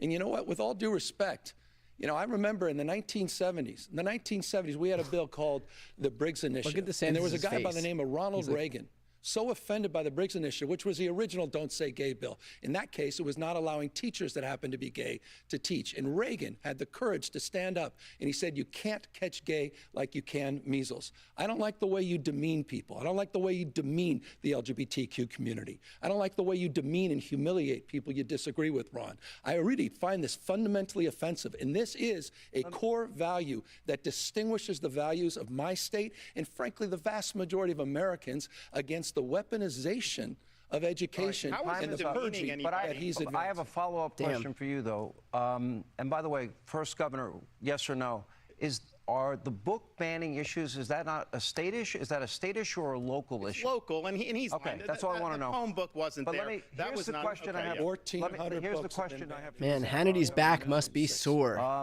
Some of the books you're talking about, one is called, the governor just brought it up, it's called Gender Queer, a memoir, explicit pornographic book showing sex acts. Another, Flamer, graphic book about young boys performing sex acts at summer camp. This book is Gay, a book containing instructions on the ins and outs of gay sexuality. Let me finish. Let's Talk About It, a book that contains graphic descriptions about how to masturbate for males and females. My question to you, Governor Newsom, those books, do you believe that's appropriate for school districts to teach kids, yes or no? Come on, those aren't, it's not part of the curriculum. They're not teaching those kids are those are books that were in school. Hold on. The bottom line is you are on a book banning binge, your state. 1,406 books, 3,362 in this country. You didn't answer. Florida's what about those books? Florida. That's not, we don't provide for K through third grade education that kind of curriculum. It's just made up. These guys make it up. It's part of this cultural purge. Should it it's be? Just a made what grade? What grade would it be acceptable? What I find offensive, Sean and Ron, what I find offensive is a very significant number of these books happen to be LGBTQ books. A significant number of these books happen to be about African Americans. Do you think it's honestly Governor? I told you, we don't teach that. We don't teach that. We have sex education in middle schools and high schools where it's appropriate. This is a ginned up, made up issue to divide this country. You talk about dividing this country. This is part of the culture war, the weaponization of grievance. This is part using education. We're focusing on math, science. We're focusing on reimagining our school system. We're going to get to education He's criminalizing teachers and criminalizing librarians that check out the wrong book. The schools to impose a liberal agenda, social justice. They have this ethnic studies where they're dividing people. That's what they're doing. But let me just say something about parents' rights, because he says California respects parents' rights. This is rich. He's been telling a lot of whoppers tonight. This may be the biggest. In California, if you're a parent in Iowa or New Hampshire or South Carolina, your minor child can go to California without your knowledge or without your consent and get hormone therapy, puberty blockers, and a sex change operation, all without you knowing or consenting. How in the heck is that honoring parents' rights when you're bringing people from out of state to go around their parents' backs and getting life-altering surgeries? That is radical. That is Ron, extreme. These kids that is an assault on parents' rights. You know what, Ron? It's not for you to decide. It's for the parents to decide. And the parents do not want their kids going to these other things. Let me go to a follow-up. Let me stay on a follow-up. Let's turn to the issue of education. Where's your decency and humanity and grace when it comes of ripping somebody away gentlemen, please. Nobody can hear you. That is wrong. That is wrong. I'll tell you. All right. That should not stand in this country. Let us turn, gentlemen, if I may, to the issue of education. Here is public school spending per K through 12 students, according to the Education Data Initiative from the U.S. Census Bureau and National Center for Education. Florida spends nearly $12,000 per student, while California spends over $16,000. Florida is ranked #1 by U.S. News & World Report. In terms of state education rankings, California ranks 20th. Governor Newsom, what is your explanation? You spend more money and they have better results in Florida. Why? I just told you what I'm doing in public education. We created a brand new grade, pre-K for all. We're doing after school and summer school for all. We're reimagining the school day, not just the school year. We just provided 3.4 million of our students upwards of $2 billion for child savings accounts and the opportunity to start businesses when they graduate. We have one of the best records under COVID, during COVID. And again, you didn't answer to the fact you had more learning loss. Ron DeSantis had more learning loss during COVID. 4th grade reading, 4th grade math, 8th grade reading, 8th grade math. We outperformed you in it's a fact during COVID in every one of those categories. I can't wait to get all the PolitiFacts tonight because, Ron, you keep denying some basic fundamental facts on health, wealth, and education. We outperformed you during COVID. You talk about things to apologize. You should apologize for your COVID record. You were with Fauci. You aligned with vaccines. You aligned with CDC guidelines until you didn't, and tens of thousands of people died. Let's return our focus to education. Well, when we opened the schools, we bucked all of those people June of 2020. He kept the schools closed for a long time, and that had devastating impacts. And why? What Gavin Newsom does in California is kowtow to the teachers union. Whatever they tell him to do, he does. He will never balk the teachers union. That's why the kids were locked out of school for so long. Joe Biden is in the pocket of the teachers union, and so is Kamala Harris. That's why they fought school openings when he came in there. It's Kamala when they had Harris, that in Ron. there. It's Kamala Biden came Harris, into office and he brought in the teacher union to be able to do all these different things to try to keep the schools closed.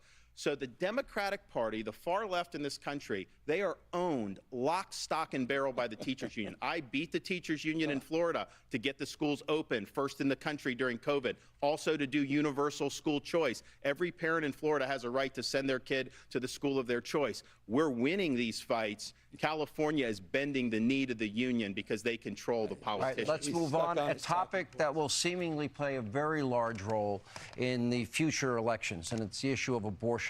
Yes. I have a question for both of you. I'll ask you to please respect the individual's right to answer uninterrupted. And that is Governor DeSantis. I think it's actually your turn, Governor Newsom, if you don't mind. All good. Most medical professionals believe a baby is viable outside of a mother's womb by between 24 and 26 weeks. That is the general scientific consensus. It changes. There are some variations on it. Abortion is legal in your state, quote, up to viability, is my understanding, unless the mother's health is in danger. Right. I'd like to get you on the record. You've been unwilling to answer this question. Should there be any restrictions on the issue of abortion that you support at all? Because funding in California, you have allocated in your budget $265 million for abortion last year alone. My question, very specific, do you support any restrictions at all on abortion, especially in months 7, 8, and 9, past viability? I'm going to answer that question, but let's talk about the issue of abortion. Let's talk about the issue of abortion. You're going to answer it? I'm going to answer that question. Okay. I'll repeat that. But I think this is important, and it bears repeating. Ron DeSantis signed the most extreme anti-abortion bills in America. He signed a bill banning any exceptions for rape and incest. And then he said it didn't go far enough and decided to sign a 6-week ban before women even know they're pregnant, Ron, before women can even access a doctor's appointment. So extreme is your ban that criminalizes women and criminalizes doctors that even Donald Trump said it was too extreme. On the issue of the extreme exception that you highlight as it relates to the issue of later term abortion, it's almost always because of a fetal anomaly, the life of the mother. And in those rare cases, I trust, and answer your question, I trust the mother and her doctor to make that decision. So in other words, I want to be clear on this. If a woman and her doctor, for any reason... Not for any reason. No. I'm extremely rare. Should there be... I know where you guys are going, Sean. You're even uncomfortable with this whole issue. And I understand this is where you guys have to go to cover for the extreme anti-abortion agenda of Ron DeSantis. Should there be... Would you support a ban on abortion in 7th, 8th, or 9th month if the mother's life is not in jeopardy? Extreme exception. People aren't going on and having abortions. Should it be illegal then? Unless something devastating has happened. Should it be illegal? It should be up to the mother and her doctor and her conscience. And it so the answer is no restriction. I've already answered it, and I'll just reinforce it. to cover up, again, hold on, for the most extreme abortion ban in the country. I have a simple question, though. This is important. No. I'm asking the question. Ron DeSantis, will you or will you not my turn? sign a 6-week ban in the unlikely case you become president of the United States? Let's Would talk you sign about- a national ban? He'll never answer that He won't question. answer that. He's getting saved You here had 15 on that weeks. fundamental question. You had a 15-week rule in California. You reduced it to 6. My question Florida. is this. What was your thinking behind it? Was it for religious reasons? Was it for Man, he just scientific teased him reasons? up. What was the reason for you from going from 15 weeks to 6 weeks? Well, I believe in a culture of life. I think we're better off when everybody counts, when everybody has an opportunity to do well, and that bill attaches when there's a detectable heartbeat for the child. And some states have done that. Some states have done others. Some states have done later. And obviously, they have a right to do that. But I think about one of our Floridians, a lady named Penny Hopper. She actually survived a late-term abortion. Always with the anecdotes. He can always just point to like one random person. The table there to basically wither away. Her grandmother came, saved her, brought her to a hospital, saved her, and she ended up living a good life. So she counts and she matters. And I think that the position that we have from the modern left, including in California, is that they will take your tax dollars and they will fund abortion all the way to the moment of birth. He's wrong when he says the later terms are all because of this. 88% past 15 weeks are in fact elective from the Florida data. He doesn't keep data there, but that is really extreme to take your tax dollars and to do this all the way up to the moment of birth. He didn't answer your question about any type of protections at all for a baby that has a beating heart, that can feel pain, that is viable. Right. Let me hold on. Respectfully, this is an important conversation. Will you or will you not support you didn't a national? Answer, Sean. Ron, why didn't you answer or will his you question? not support Why didn't a you national ban if Why? it lands on your desk? You couldn't answer that in any other context. Okay, answer gentlemen, it tonight. It's a we're simple moving yes or no. on to By the way, next issue. Hey, no, Sean, not a You next never issue. gave a week. The American people should know this. I'll answer it for Ron DeSantis. He can't answer it. He will sign that extreme 6-week let me move on. ban. The American people should know that. I'm calling this the lightning round. It would be great if you guys cooperated. I'm not a potted plant here. He tried to save him. And I Hannity wanna tried to ask you, save him. We all know that federal policy does have a huge impact on states. We know that. I'm going to ask you 3 simple questions, and I just want one-word answers, okay, from 3 of you, because do our best. We're coming up on a break. And the issue is right now Joe Biden is president. Yep. So I would like both of you to give a grade to Joe Biden overall as president. Governor Newsom, I'll give A. An A, absolutely. Governor I think it's been a DeSantis. master Failed. A failure. Yeah. Okay. No, that's your Now, campaign number 2, president. are his policies helping or hurting your individual states? Is it helping the state of Florida? The inflation is hurting our state big time. Grade. Fail. He failed. Yeah. He's failed on What the would you- economy. The guy just took Is it helping $28 the million state of from the California? Science and Tech Act. Thank you, Joe Biden. It's absolutely accelerating our dominance in manufacturing, accelerating our revitalization Okay, of that our was a state. simple The answer is answer. unequivocally, Lastly. absolutely yes. Okay. I will ask you, Governor DeSantis. I have played over and over again, and Governor Newsom, you have seen over and over again. Joe Biden is experienced what I believe to be significant cognitive decline. And in other words, it's the toughest job in the world. Is Joe Biden experiencing this cognitive decline? Is it a danger to the country? Do you find when he speaks, what is your reaction to it? Yes, he's in decline. Yes, it's a danger to the country. He has no business running for president. And, Gavin Newsom agrees with that. He won't say that. But that's why he's running his shadow campaign. He should not be running. He is not up to the job. And it is dangerous for this country. Well, I will take Joe Biden at 100 versus Ron DeSantis any day of the week at any age. In fact, all of the folks you think on the he's up to the campaign job? trail. You think he's 100%? I've been spending 100%? plenty of time with Joe 100%? Biden in Okay. private Let and him public. answer. You don't know. And by the way, results matter. Inflation now is down to 3.2%. Wages are up to 4.4%. The economy is booming, 5.2% GDP growth in the last quarter. Those are facts you don't hear on Fox News. 14 million jobs, 10 times Let me more than the move last on. That 3 was the lightning Republican round. presidents Now, combined. on March Biden 31st, won. Hannity's like, 1968, you gotta President get outta Lyndon here. B. Johnson famously said, "I shall not seek and I will not accept the nomination of my party for another term as your president.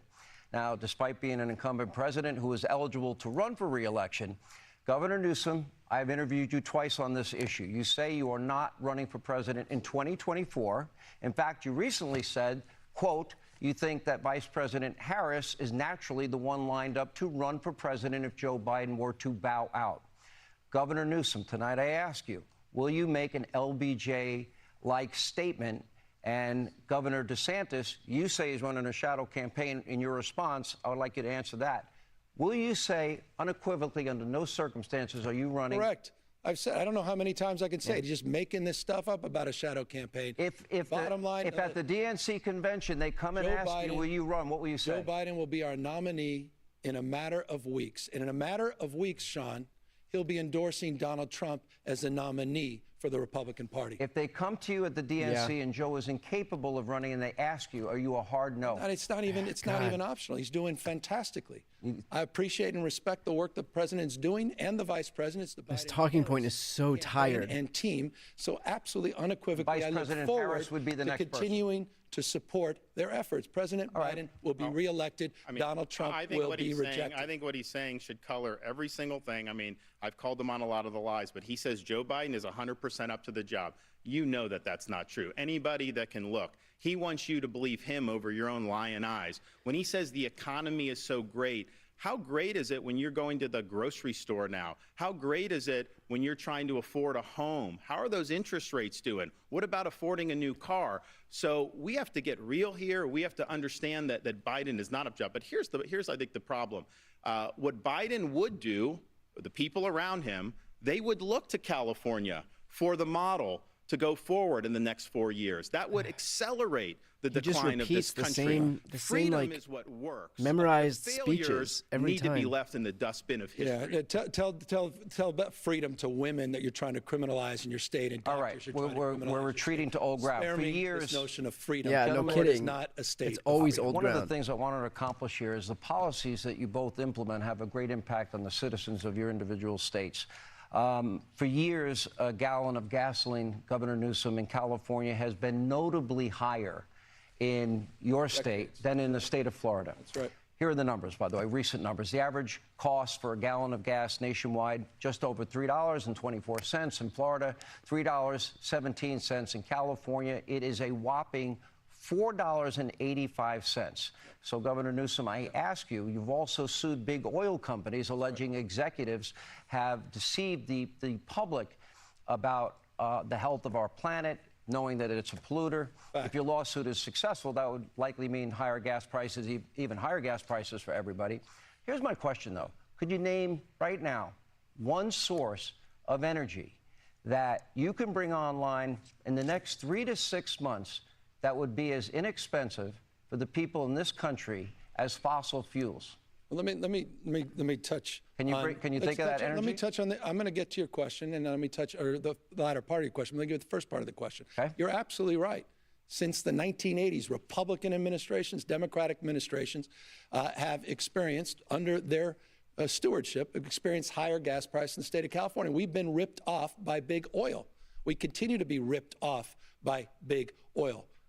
Big oil now has met a new foe, and that's the state of California, the most aggressive anti-gouging law in America, more transparency being required than any time in America. And yes, we're suing the industry responsible for this climate crisis. By the way, the same climate crisis that Ron DeSantis celebrated as human-caused, who campaigned for a fracking ban, who campaigned to oppose offshore oil drilling, and then 2 days after he got elected, signed an executive order. By the way, Nikki Haley had you dead to right on this, Ron. Signed an executive order doubling down, saying you're adamantly opposed to fracking, adamantly opposed to offshore oil drilling. You were celebrated by the Sierra Club for that action until you weren't. Once again, it shows the hypocrisy of Ron DeSantis. Now you're running away from climate change as things have gotten worse. Hurricanes, wildfires, droughts, and floods. $179 billion of weather-related disasters They won't even insure homes in except Florida. Talking points from big oil. Governor We'll take Newsom. some That was a Governor mouthful. DeSantis. Again, just more lies. But here's the thing: California is the only one that oil companies are gouging. Why aren't they doing that to Georgia or Florida or these other states that have lower gas prices? Because of their policies. That's why people are paying more there. What Gavin Newsom wants to do, what he's doing in California, what Biden wants to do nationally, is government-dictated green energy policies. They want to kneecap fossil fuels and reliable energy. We've already seen what's happened in California. They have rolling blackouts. He actually implemented a mandate to buy electric vehicles. So pretty soon in California, you're not going to be able to buy a normal car, only electric vehicles. And they celebrated that as like a great thing. A couple days later, there was a notice from the state government telling all EV owners, do not plug in your EV because they don't have enough grid capacity. So he is walking his people into a big-time disaster. What Biden wants to do is he wants to take the California model. He wants to impose that nationally. He wants to take away your ability to purchase the car that you want. He wants to kneecap reliable energy. And he wants to bring these rolling blackouts all across the United States of America. It doesn't work. It's going to cause huge problems. We have more energy here. We can be the dominant energy producer in the world. Florida. And that's what we're going to do. Florida is not a big energy state. We have the Marcellus Shale. We have the West Texas. We have all of that. So let's do that. No forcing electric vehicles. We got to take a break. Save the American automobile. When we come back, we'll continue the great state, red state, blue state debate. More with Governor Ron DeSantis, more with Governor Gavin Newsom. As we continue, thank you for being with us from Alpharetta, Georgia. All right, so Ron DeSantis just claimed that you're only allowed to buy EVs in California now. That is dead wrong. Starting in 2035, so 12 years from now, California is requiring that all new cars sold in the state are zero-emission vehicles. So if you're buying an old vehicle, it doesn't have to be an EV. New cars in the state have to be EVs, and it doesn't happen for 12 more years, which is, by the way, a good thing. It's what we should be moving toward, because I don't know where along the line, like, smog and non-breathable air became some type of a virtue for the Republican Party or for conservatives.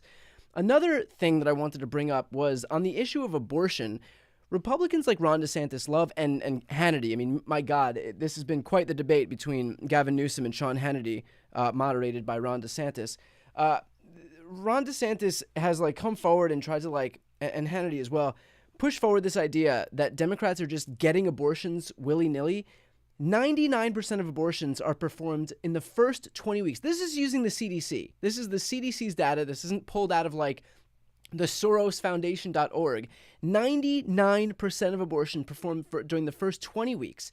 The remaining 1% are performed in weeks 21 to 30, and beyond that is so small, the numbers are so small that they register at 0.0%. So these Republicans who are claiming that Democrats that women at 9 months are walking into abortion clinics and just deciding to get abortions as casually as they choose their Starbucks latte is based on nothing. It is naked fear porn. That's it. 99% of abortions happen in the first trimester. After that, it is 1%. And these abortions are happening not because women are just casually deciding after 30 weeks of carrying a fetus that they don't want to have a baby anymore. They're doing it because of issues to the health, issues to the life of the mother, issues to the pregnancy, some gestational issue. So that's why these are happening. And of course, they're not looking at any of these facts because that would kind of push back against their ability to just fearmonger about women just opting because it's fun to just have abortions. Again, the numbers bear this out. These are the numbers from the CDC. 99% of abortions are happening in the first 20 weeks. 21 to 30 is the remaining 1%. After that, after 30 weeks, it registers at 0.0. So those are the facts regarding abortion. I don't know why Republicans continue to push forward this narrative, other than the fact that they like manipulating the people who trust them, but to push forward this narrative that Democrats are advocating for post-birth abortion. That's just murder. That's it. It doesn't exist. Infanticide is not a real thing. It's not a policy perpetuated by Democrats. Give me an absolute break on that. So we are down to the last, we'll be into about the last 5 minutes of this debate. Again, if you're not yet subscribed to this channel and you want to support my channel, if you want to support this live stream, if you appreciate the fact that I live streamed, then please make sure to subscribe to this channel. It doesn't cost you anything, but you'll be able to keep up to date on interviews that I do, on the legal series I host, breaking news videos, and of course, debates and election results like this live stream right here. So again, if you're not yet subscribed to this channel and you want to support this stream, please subscribe. That's the best way to support what I do. All right, and we are about 5 minutes out. I presume this will be the closing statements between the two candidates participating in this debate, who are Gavin Newsom and Sean Hannity. No, I did not misspeak. I mean, my God, if Sean Hannity was carrying Ron DeSantis anymore, I think his legs would give out. Thank God for Hannity that he has, thank God for Ron DeSantis that he has a tag team partner in this debate, because this would be rough without him. I mean, I don't know how many times beyond what we've seen we can watch Ron DeSantis pivot to the initial refrain that he brought up about people leaving California in droves. Welcome back to Hannity, the Great Red State, Blue State debate. We continue with Governor Gavin Newsom, Governor Ron DeSantis. According to the Department of Housing and Urban Development, these are the numbers for the homeless population in each of your states. It is a big problem around the country. In the state of California, it is 172,000. In Florida, it is 26,000. Now, the per capita numbers are pretty much the same. For California, it is 44 per 10,000 people, while Florida has 12 per 10,000 people. So, Governor DeSantis, I ask you, why the disparity? What are the policies you are implementing that is different from that of California? California is adopting leftist policies. Gavin Newsom was governor or mayor of San Francisco. He put out a 10-year plan like 20 years ago. He was going to end homelessness. Then a few years later, he had another plan. And now he says he's going to do, and it's only gotten worse. In the last 10 years in California, the homeless has gone up 45%. It's gone down in Florida 45%. But it's caused a huge problem with quality of life in California. The people that flee always bring up this. They've really empowered lawlessness and drug use. And, you know, Gavin Newsom at one point tried to say that California was the freedom state. And I just kind of laughed, like, you're locking people down, you're doing all this. But then I thought about it, you know, California does have freedoms that some people don't, that other states don't. You have the freedom to defecate in public in California. You have the freedom to pitch a tent on Sunset Boulevard. You have the freedom to create a homeless encampment under a freeway and even light it on fire. You have the freedom to have an open-air drug market and use drugs. You have the freedom, if you're an illegal alien, to get all these taxpayer benefits. So those are freedoms. They're not the freedoms our founding fathers envisioned, but they have contributed to the destruction of the quality of life in California, and the results speak for themselves. People are leaving the state because they have failed in addressing the homeless population. Well, I love the rant on freedom. I mean, here's a guy. It's like a drawstring. Teachers, criminalizing doctors, criminalizing librarians, and criminalizing women that seek their reproductive care. You're making it harder to vote. You're banning books. I mean, spare me this notion of freedom. Ask the folks at Disney about freedom and free enterprise. Ask the folks at the Special Olympics that you threatened to fine with $27 because they were discriminating against the athletes. Who goes after those Special Olympians when it comes to the issue, Down syndrome, Ron, of homelessness? That is wrong. That's being a liberal bully. That's being a bully. Really? They had Down syndrome, and you wanted to discriminate against them.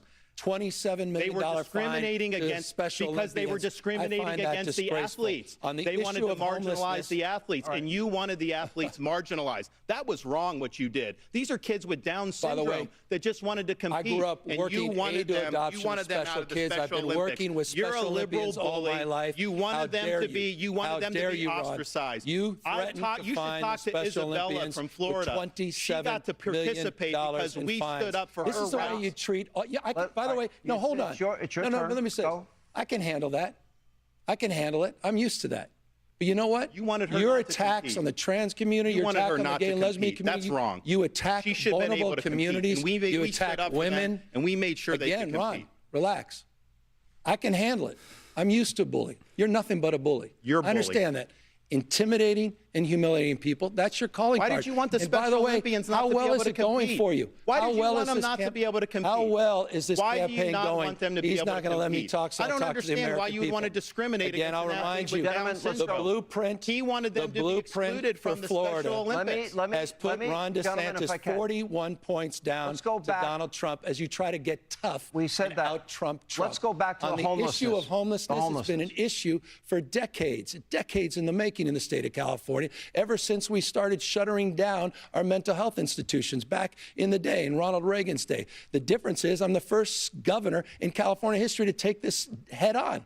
We are investing unprecedented resources, more accountability. We've gotten 68,000 people off the streets, close to 6,000 encampments we've gotten off the streets. We've also invested in unprecedented resources in reforming our behavioral health system. Ron has literally the worst mental health system in America, forgive me, outside of Mississippi and Texas. And so with all due respect to being lectured on some of these topics, Ron DeSantis is not the one I'm going to be listening 30-second response. You're, well, I'm looking at total Yikes. time. Governor DeSantis, look, about 2 minutes. He needs it. This is a map of San Francisco.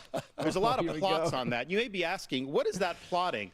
Well, this is an app where they plot the human feces that are found on the streets of San Francisco. And you see how almost the whole thing is covered, because that is what has happened in one of the previous greatest cities this country's ever had. Human feces is now a fact of life, except when a communist dictator comes to town. Then they cleaned up the streets. They lined the streets with Chinese flags. They didn't put American flags there. They cleaned everything up. So they're willing to do it for a communist dictator, but they're not willing to do it for their own people. I want to get in with the limited time we have left. I want to get, there are two very important issues we have not hit. After the Hamas terror attacks on October the 7th, we have seen what is nothing short of a disturbing outbreak of virulent hatred, anti-Semitism around the world, in the halls of our Congress, on American streets, on college campuses. Last month, outside in Sydney Opera House in Australia. We've seen it all over Europe, but in Australia, anti-Israeli protesters literally in this day and age chanting, "Gas the Jews, F the Jews." In American cities, we have protesters calling for global Islamic war and demanding that Israel be wiped off the map, or in the words of Congresswoman Tlaib, from the river to the sea. Israel, meanwhile, is vowing to eradicate the terrorist group Hamas. But according to a report in the New York Times this week, U.S. officials have warned Israel that they need more to fight more surgically in Gaza. Governor Newsom, 30 seconds for you. We have to cut back on time. All right.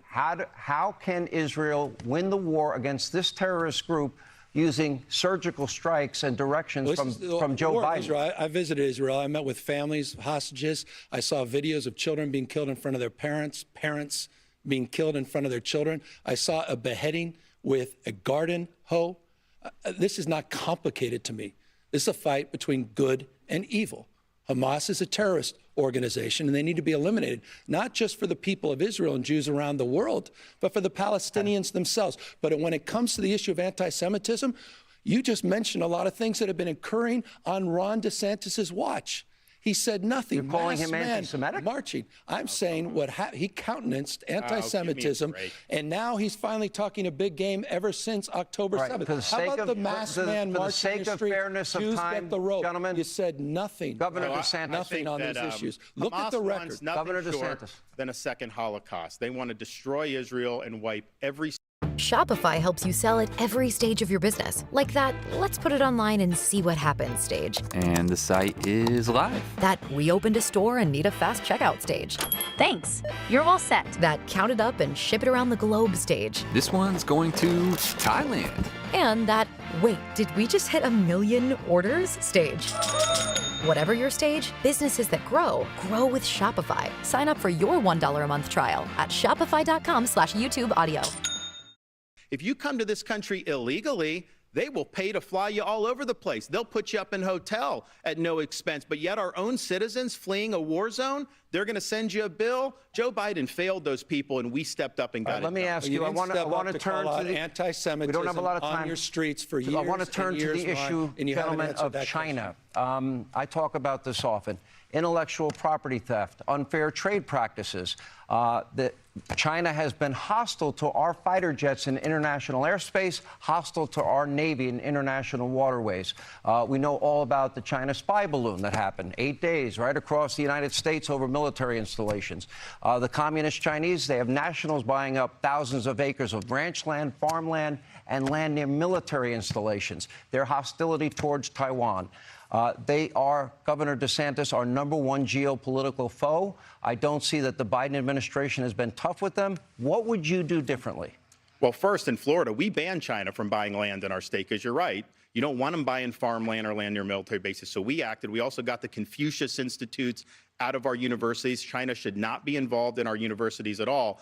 What you need to do is you need to have hard power in the Indo-Pacific to deter China's ambitions.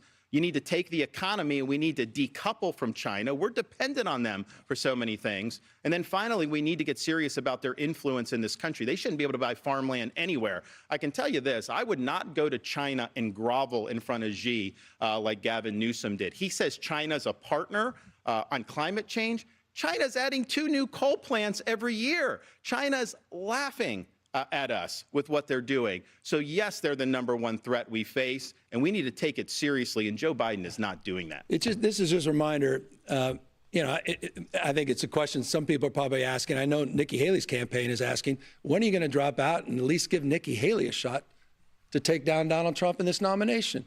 She laid you out. You're a walking hypocrite. You're a walking hypocrite on the issue of China. This is the guy that was looking for direct foreign trade from China, was doing trade shows, that is open false. up an awesome. That's already been debunked. You talk about the liberal fact checkers. Even the liberal fact checkers Donald did Trump that. himself today called you Red Ron for a reason, because of your complete hypocrisy. All right, we're almost out of time. Talking a big game. I confronted Xi on the issue of fentanyl, Ron. I confronted them Not on human rights. You didn't. I absolutely did, with the foreign minister and the vice president and other leaders in China. You talk a big game. Meanwhile, we're you haven't done anything time. except tweet things Final out. question, Governor DeSantis. We owe you about 90 seconds, but you get the last word as per the coin flip. What are you giving me? 5 seconds? What do I get? No, I'll do okay. I'll be a little more generous than that. Look, it's been a very passionate debate tonight. Actually, it's been fun to be a part of. I think the American people will decide. Governing philosophies could not be more different. But let me ask you this, kind of a fun question. You both clearly love your states. You visited each other's state. Governor DeSantis, the other person's state. You can take as much time as you want. You have an extra 90 seconds. What is your favorite thing about the state of California? And I give him 5 minutes for this. Go right ahead. That's a good question. All right, we'll stay longer. 5 minutes, Governor. When I got orders as a Navy lieutenant to go to Naval Amphibious Base Coronado, I had not spent any real time in California in my life. Florida native, and I'm very proud of the state. But I got down there, and that Strand is one of the most beautiful places I've ever been.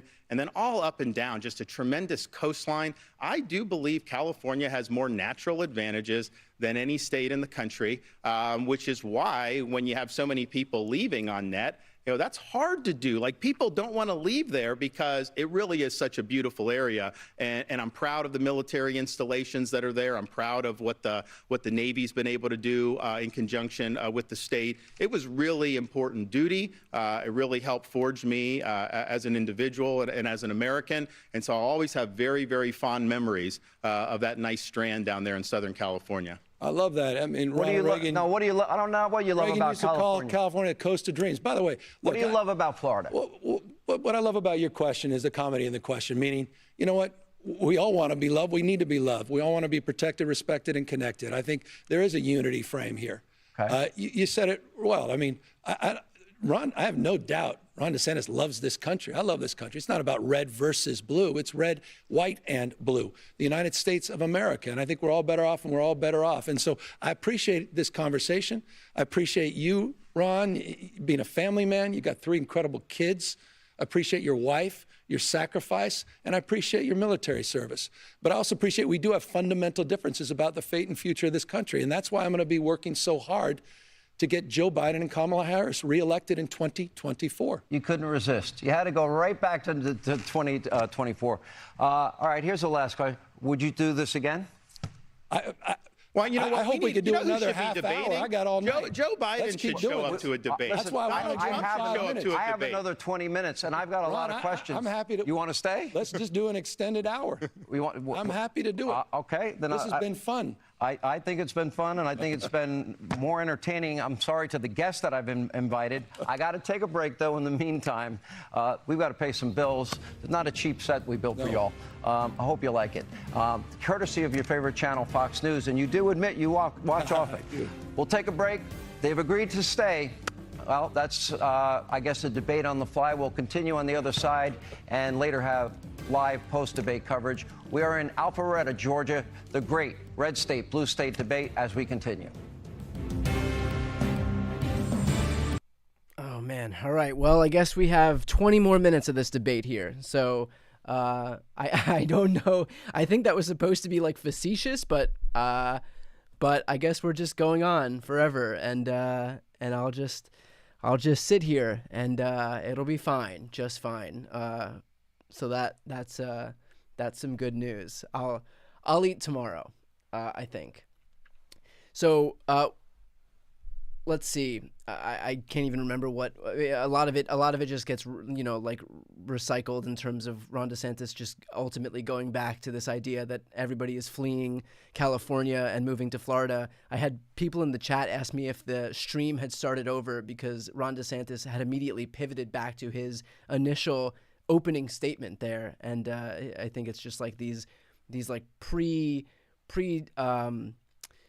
like these memorized 1 minute sentence that just comes out like a pull string doll for Ron DeSantis.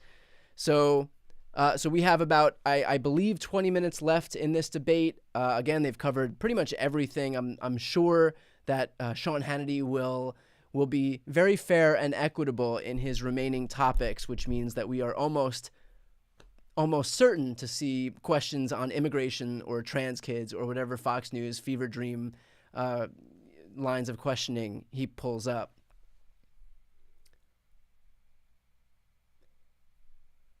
Curious to know what everybody's thoughts are. I'm going to throw a poll in the chat right now to see, because I know we have a varied viewing audience here on this stream. So I'm going to ask who is winning this debate as of right now, and we're nearing the end of the debate. So obviously Ron DeSantis and Gavin Newsom are the choices. I'll throw the poll in the chat right now. If you want to participate in the poll, which I highly recommend you do, please make sure to subscribe. It doesn't cost you anything to do so, but it's a great way to partake in poll questions like this one, but also to support this stream. I know that there's not a lot of options in terms of where to catch this debate, especially if you don't have cable or TV. So happy to be able to provide this, but if you can subscribe, again, it doesn't cost you anything. And it looks like, I would imagine that we have just less than 20 minutes, probably 17, 18 minutes left in this debate, if I had to guess, which is going to be rough for Ron DeSantis. You know things are not good for Ron when Gavin asks if he can have more time. But it is funny that, like, Ron DeSantis is having a rough debate, objectively speaking. He is just getting railroaded by Gavin Newsom on question after question. Some synapse fires in his brain, and he decides that the solution is to hold up a poop map. That is the judgment that you're signing up for in a Ron DeSantis presidency. Guy's getting schooled on the debate stage, and he says, you know what this debate needs? You know what'll propel me to victory? This map of poop in San Francisco. Man, it is one of life's great mysteries how Ron DeSantis went from being the heir apparent in the Republican Party to third behind Trump and Nikki Haley, who was polling at like 2% when all of this started. It is an almost impressive ability from Ron DeSantis to squander, just to snatch defeat from the claws of victory. So right now we have about 5,000 votes in this poll. If you haven't yet voted in the poll, who is winning the debate, Ron DeSantis or Gavin Newsom? Please make sure to get to the chat. Subscribe if you're not subscribed so that you can partake and vote. Cast your vote. Who is winning this debate? Ron DeSantis, Gavin Newsom. We're coming up on 5,000 votes already.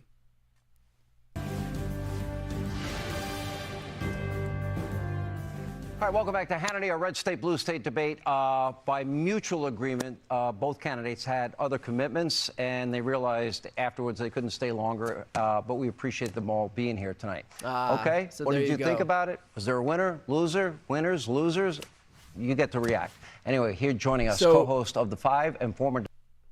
In other words, here's what happened. Gavin Newsom asked if we can have more time. Hannity said, okay. They went to commercial break.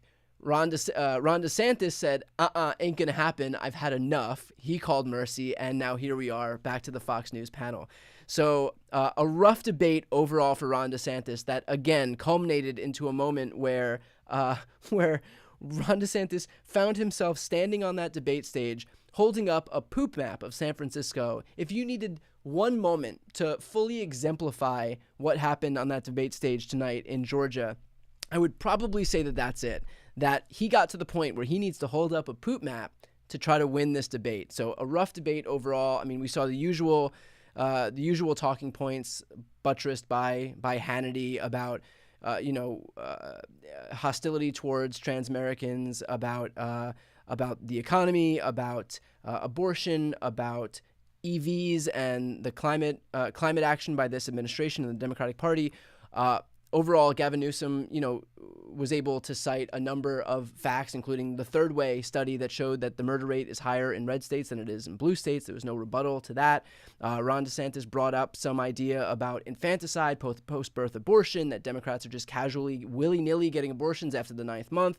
I brought up a study from the CDC that shows that 99% of abortions happen in the first 20 weeks of pregnancy. The remaining 1% happen from weeks 21 to 30. And the number of abortions that occur after the 31st week, so toward 9 months, registers at 0.0. And that's according to the CDC. So again, just lies on the issue of abortion and reproductive health care. And then, of course, the climate agenda. Ron DeSantis had some lie that he brought forward that says California is mandating that everybody buys EVs. There is a new law in California that says in 2035, so 12 years from now, all new vehicles sold in the state of California do have to be zero-emission vehicles, which is, by the way, a good law, something we should be advocating for, and pushing for a clean energy revolution in the United States will actually not only help our national security, but pull some of that, clean energy manufacturing from countries like China, who currently have a monopoly on that kind of stuff. Because when we have Republican administrations who don't invest in clean energy, it cedes all of that ground to the Chinas of the world. And then we wonder why we can't compete with a country like China when we are still investing in coal and fossil fuels. It doesn't make any sense. But it makes more sense when you recognize that the Republicans are accepting